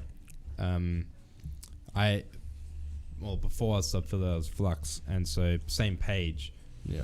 I just rebranded everything, but I used a lot of advertising on the Flux one before, and that was a while ago, a couple of years ago. But I didn't really realize back then how big the algorithm, how much power the algorithm has. and how it can actually badly affect you if you do it wrong. So I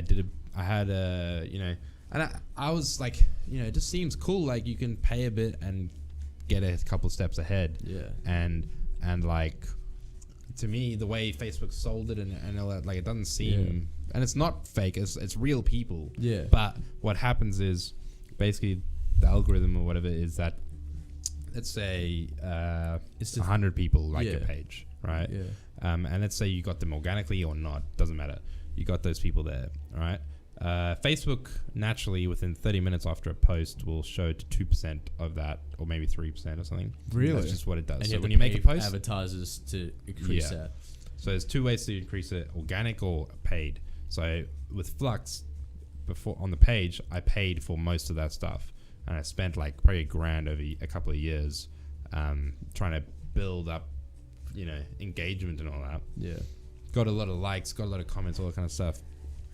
But now my 2% from being 100 people to 2 people became 5,000 likes, and the 2% gets smaller and smaller and smaller. Yeah. Right. So that's what happens is, or actually the 2% gets bigger. But what happens is the way it sees it is that you post it within 30 minutes, it shares it to that 2%. Yeah. And what happens on Facebook is it tries to push that post to who it thinks is the best for that post or whatever first, right? But when you get these fake, not when you get fake, but when you pay for these likes and stuff in the past, a lot of the time you don't realize, but you're getting these fake accounts that like your thing, like your page, and you don't realize, you think it's real and so on. Yeah. And then you have zero engagement from them. And you have zero engagement. So Facebook sends it out, you get nothing in return within 5 minutes, 10 minutes, 30 minutes. By 30 minutes, if you get nothing, it shuts it down. No one else sees your post, no matter what you do. The next step is you pay for it to be seen. So that's why you fall into this trap where you end up doing that, because you're like, I just released a song that I've been making. There's no one engaging with it. Yeah, like I've spent months making this track and no one's seen it. It's almost gambling. It's like, because you're getting zero engagement, so you throw money at it. Man. And that's why there's so much lawsuits going on and stuff. Because I hear a lot about the lawsuits. A lot of the lawsuits are coming out because of this thing, where they're asking why do we have no engagements? Why there's so many fake accounts? Yeah, you lied to us, and they did lie in the sense that their big marketing was, we're Facebook, we have billions of people who will see your stuff, and the way they sold it to a lot of content producers is, you will have that stronger fan base, you have that stronger engagement. So a lot of them, rather eschewed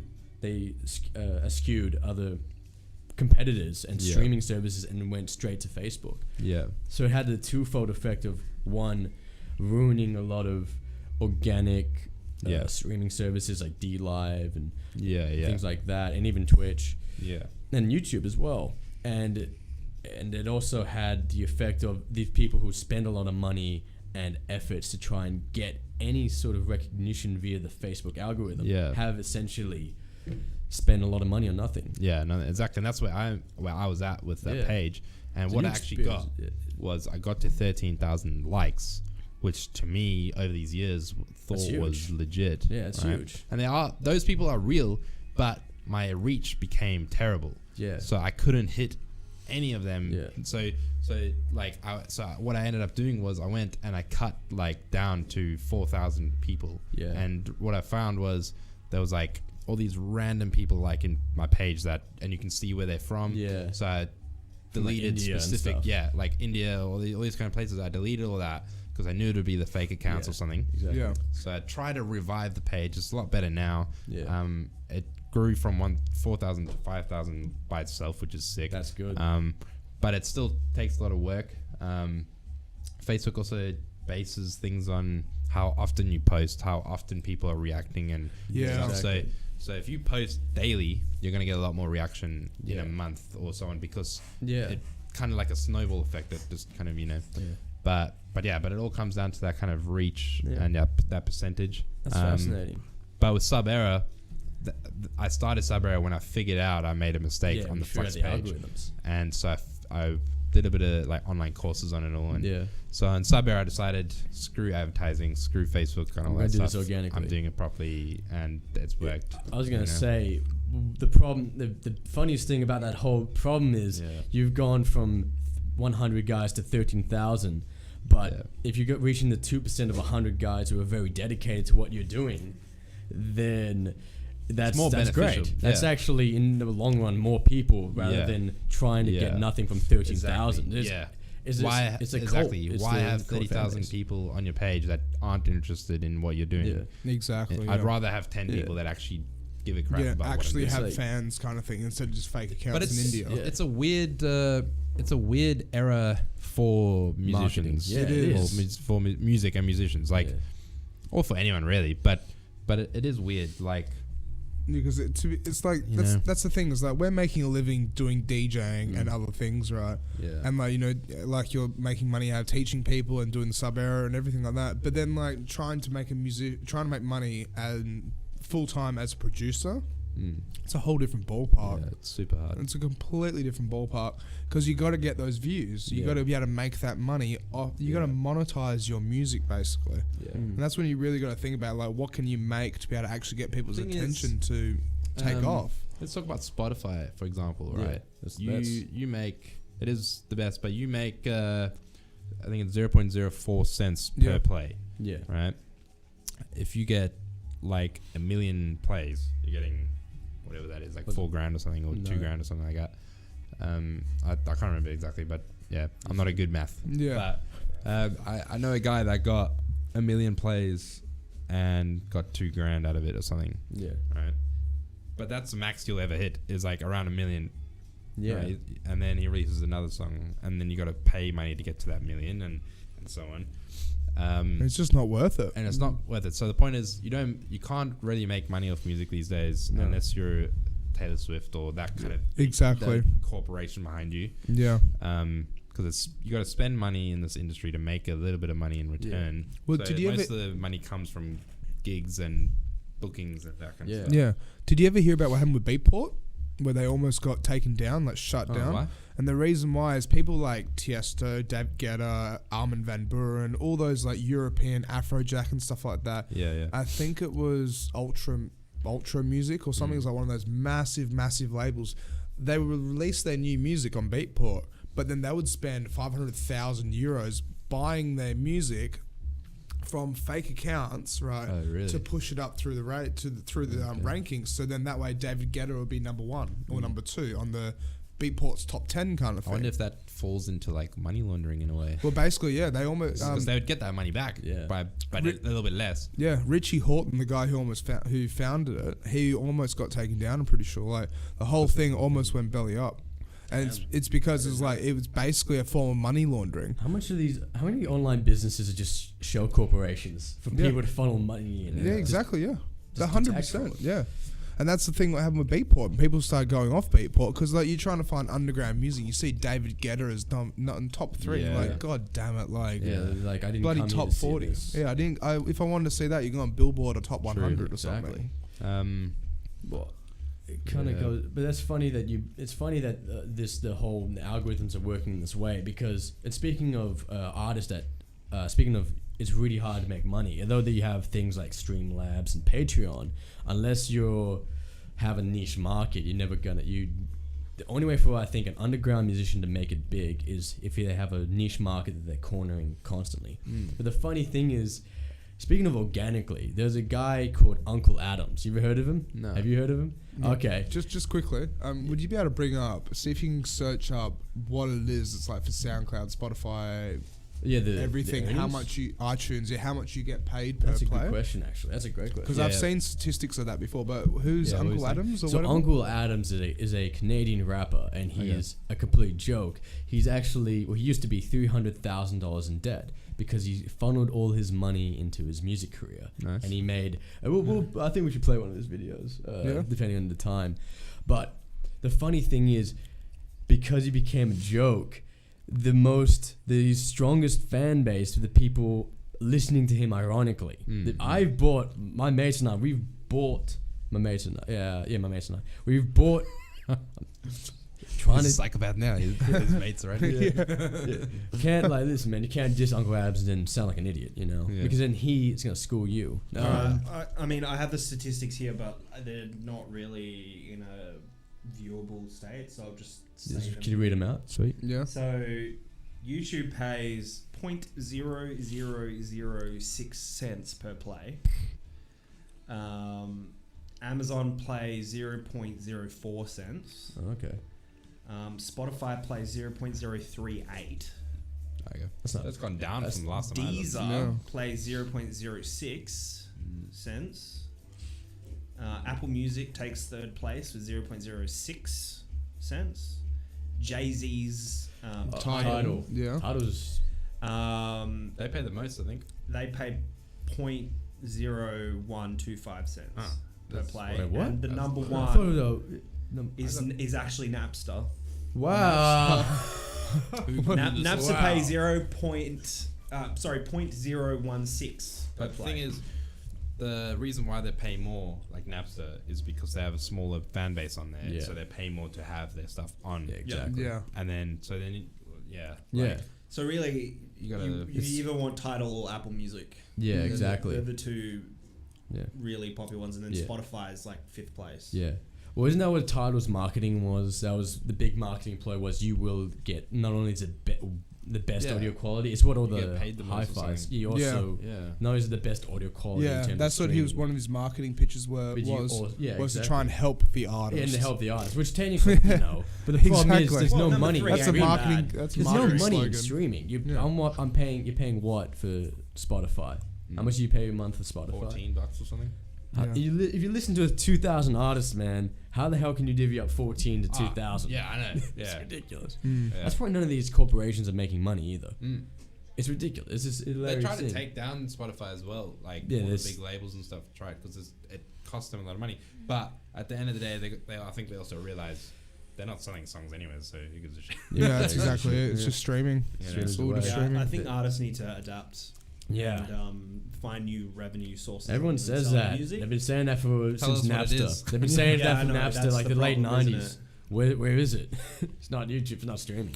Yeah, It's it's a it's weird something. time, man. It's got to It be. is. It's got to be For actual gigs. It is. It's merchandise and gigs, but It's concerts. shit, and that doesn't make you money, man. Unless having you're your own running. shows.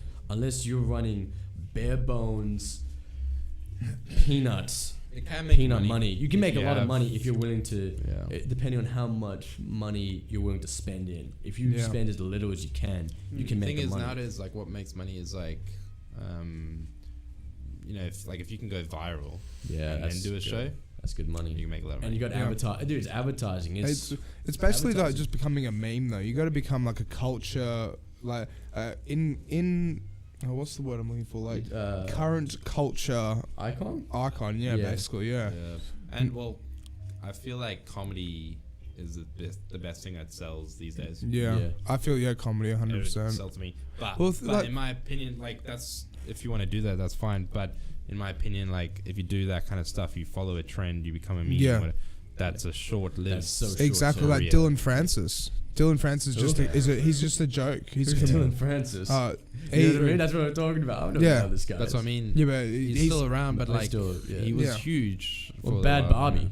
What about Bad Barbie? well, not even that. There's- Who You was know what the I other mean? She one? didn't make a joke. She is a joke. She is a joke. Yeah. But that's what I mean. Like, Salvatore Ganacci. Yeah, Salvatore Ganacci. exactly. Give it Ghetto give it as a well. year and he'll be gone. Yeah. Right. It's a short-lived There's an career. iPhone Yeah. guy. The So iPhone guy.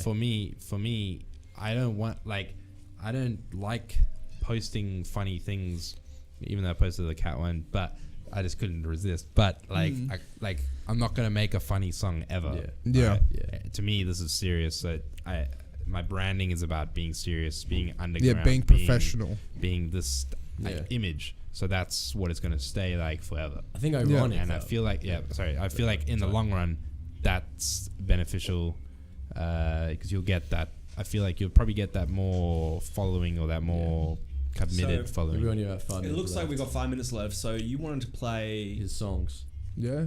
a song? And you said something about Uncle Adams. We'll Oh, do Uncle well, Adams first. We'll do, okay, just Uncle quickly. Uncle Adam is just funny because the funny thing is because he became a meme and a lot of people still follow him because he's an amazing joke. Because Yeah. there's no self-reference. He's Talks. the Canadian rapper, He's a right? Canadian rapper. He has 1 million streams on his song called Original. Can you pull up pull up a Song photo called of this Original. guy? Yeah. You pull up a photo of this guy. It's amazing. But if you look at his Spotify and you look at the similar artists, it's Def Grips, it's guys like Def Grips, it's Neutral Milk Hotel. It's Animal Collective. Neutral Neutral Milk Hotel. Animal Collective.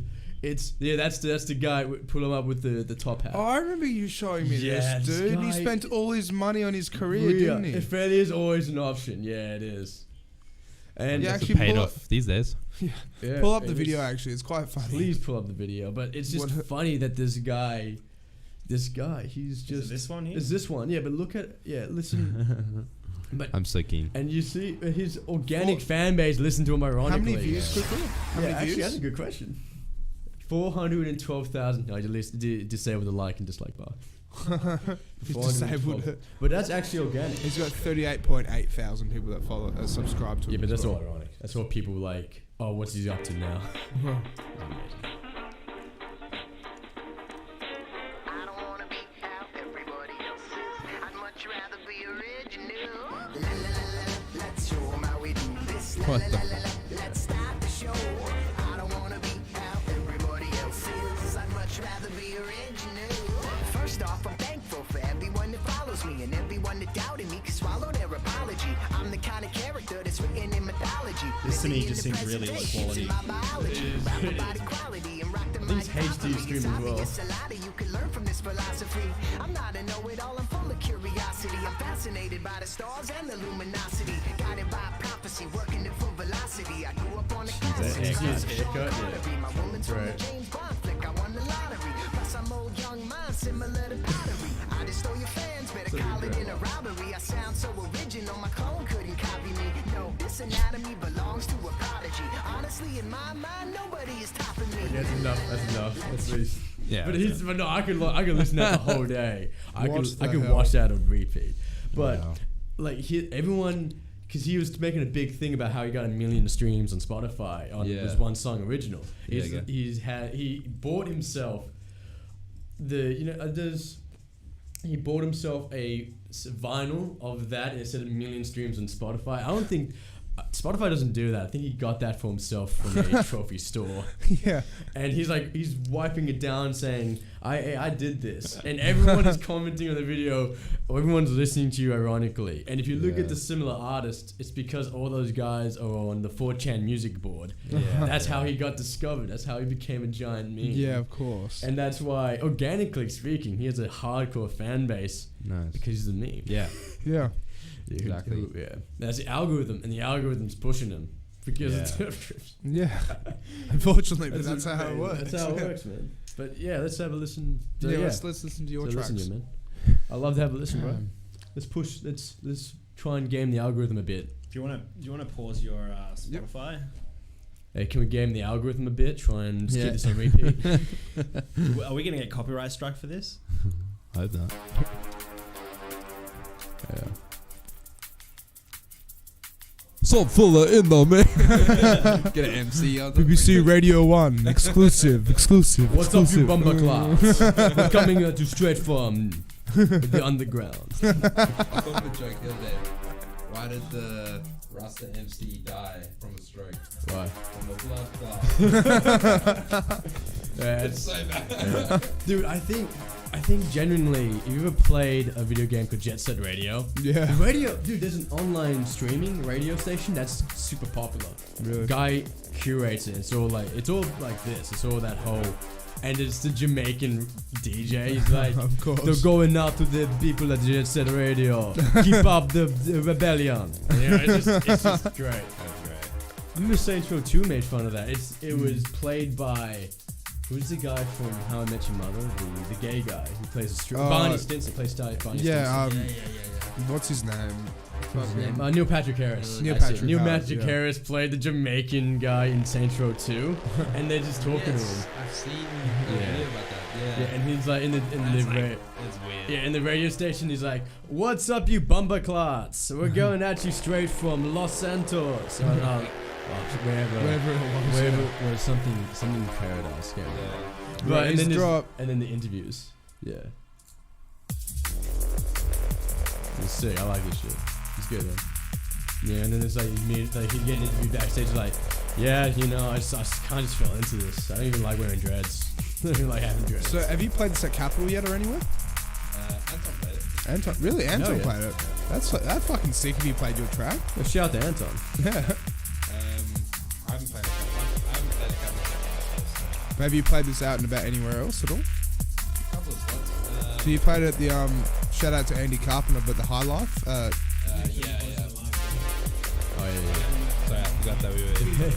yeah. Played at Highlight. I played this Saturday as well. Yeah. I got a new one that I'm dropping. So Did you get like a good? Did people like it? Did they realize this is your This track? song? Yeah. dude, it went like pretty well. Yeah, like a bunch of people in the kind of D&B scene were messaging me and told me like this is fucking like banging up. Fuck And yeah. he said it was great. Yeah. So I was like, okay. That's sick. That's really good. So like, yeah, I got a lot of like just really good feedback from this track. Yeah, it's good though. And It's yeah, really me- nice. So it's me and Impulse State, and we worked on that together for months, and it took so long because he had a bad internet connection. He's in South Africa. Oh, So, really? Yeah. Oh, So no it way. took ages, but it turned out really well.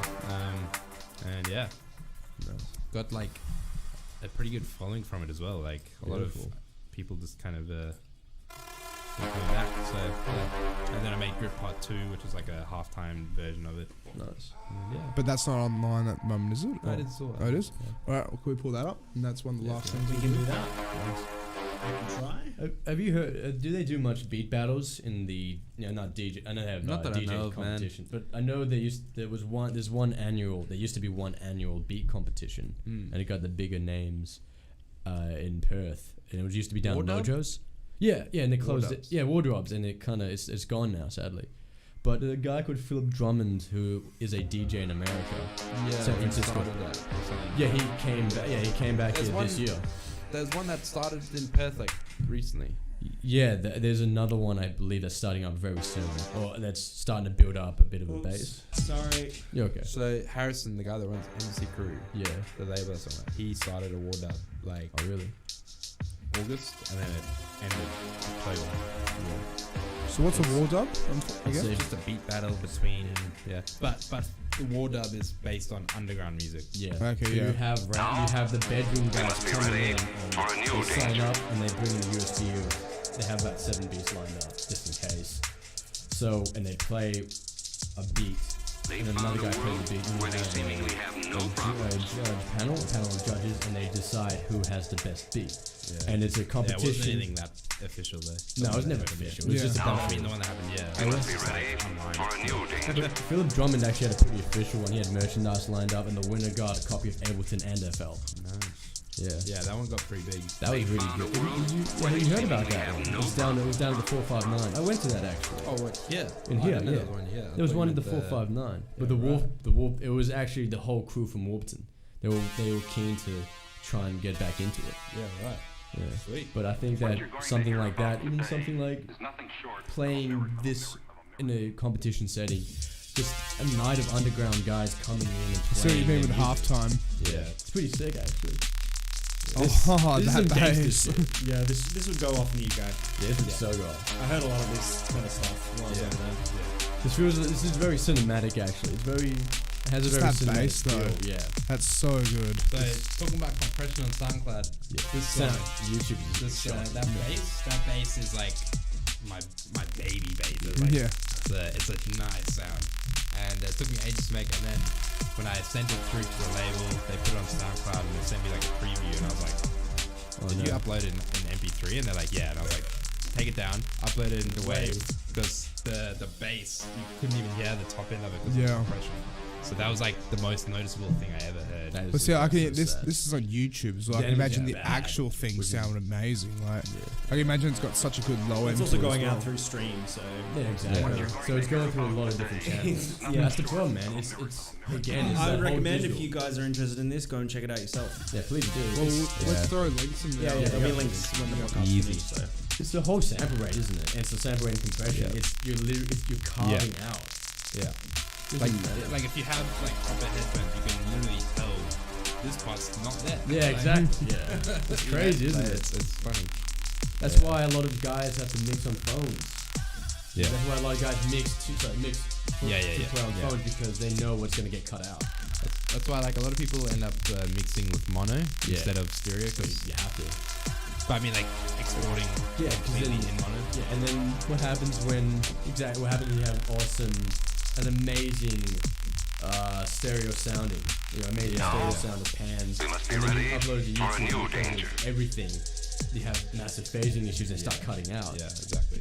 You can. Speaking of which, should we start wrapping this up soon? Yep. That was an awesome track. That was sick, man. That was really, really good. Did you export this in mono actually? No. Okay. Let's swap it back to the actual screen, and then so we can wrap it up. Yeah. Easy. Thanks for having me on. Yeah. So we're 2 hours and 6 minutes into the episode 4 for the Infra-Red podcast. We've had quite a few comments, and I'm really happy with the way this went. Thank you guys for coming on. Thank you, Josh, for coming on. Thank you, good, Damo, and thank you, Mitch, for running the podcast. Young Jamie. And shout out to Bushido Gaming. That's it. Tune. Damn right. Yeah, that was a damn good tune. That was a damn good Thanks, tune. guys. All right, so we're wrapping this up now. We'll see you guys next week. Wait. Before you wrap it up, is there anything you want to plug? Plug all your things. Yes. Let me plug us. Capital this Saturday in Perth. If anyone's in Perth, come check me out. Nice. What time are you playing You don't again? want to plug Sub Era? No, I'm good. check me out at Sub Era. Sub Era Productions. Sub Filla everywhere. All that kind of stuff. Got a new tune coming out in 24th, so a week, and playing at Capital this Saturday. Nice. That's pretty much it. It's going to be good. Can't wait to see you play. Yeah, it'll be fun. All right. All right, this is the Infrared podcast signing off for episode 4. We'll see you guys next week.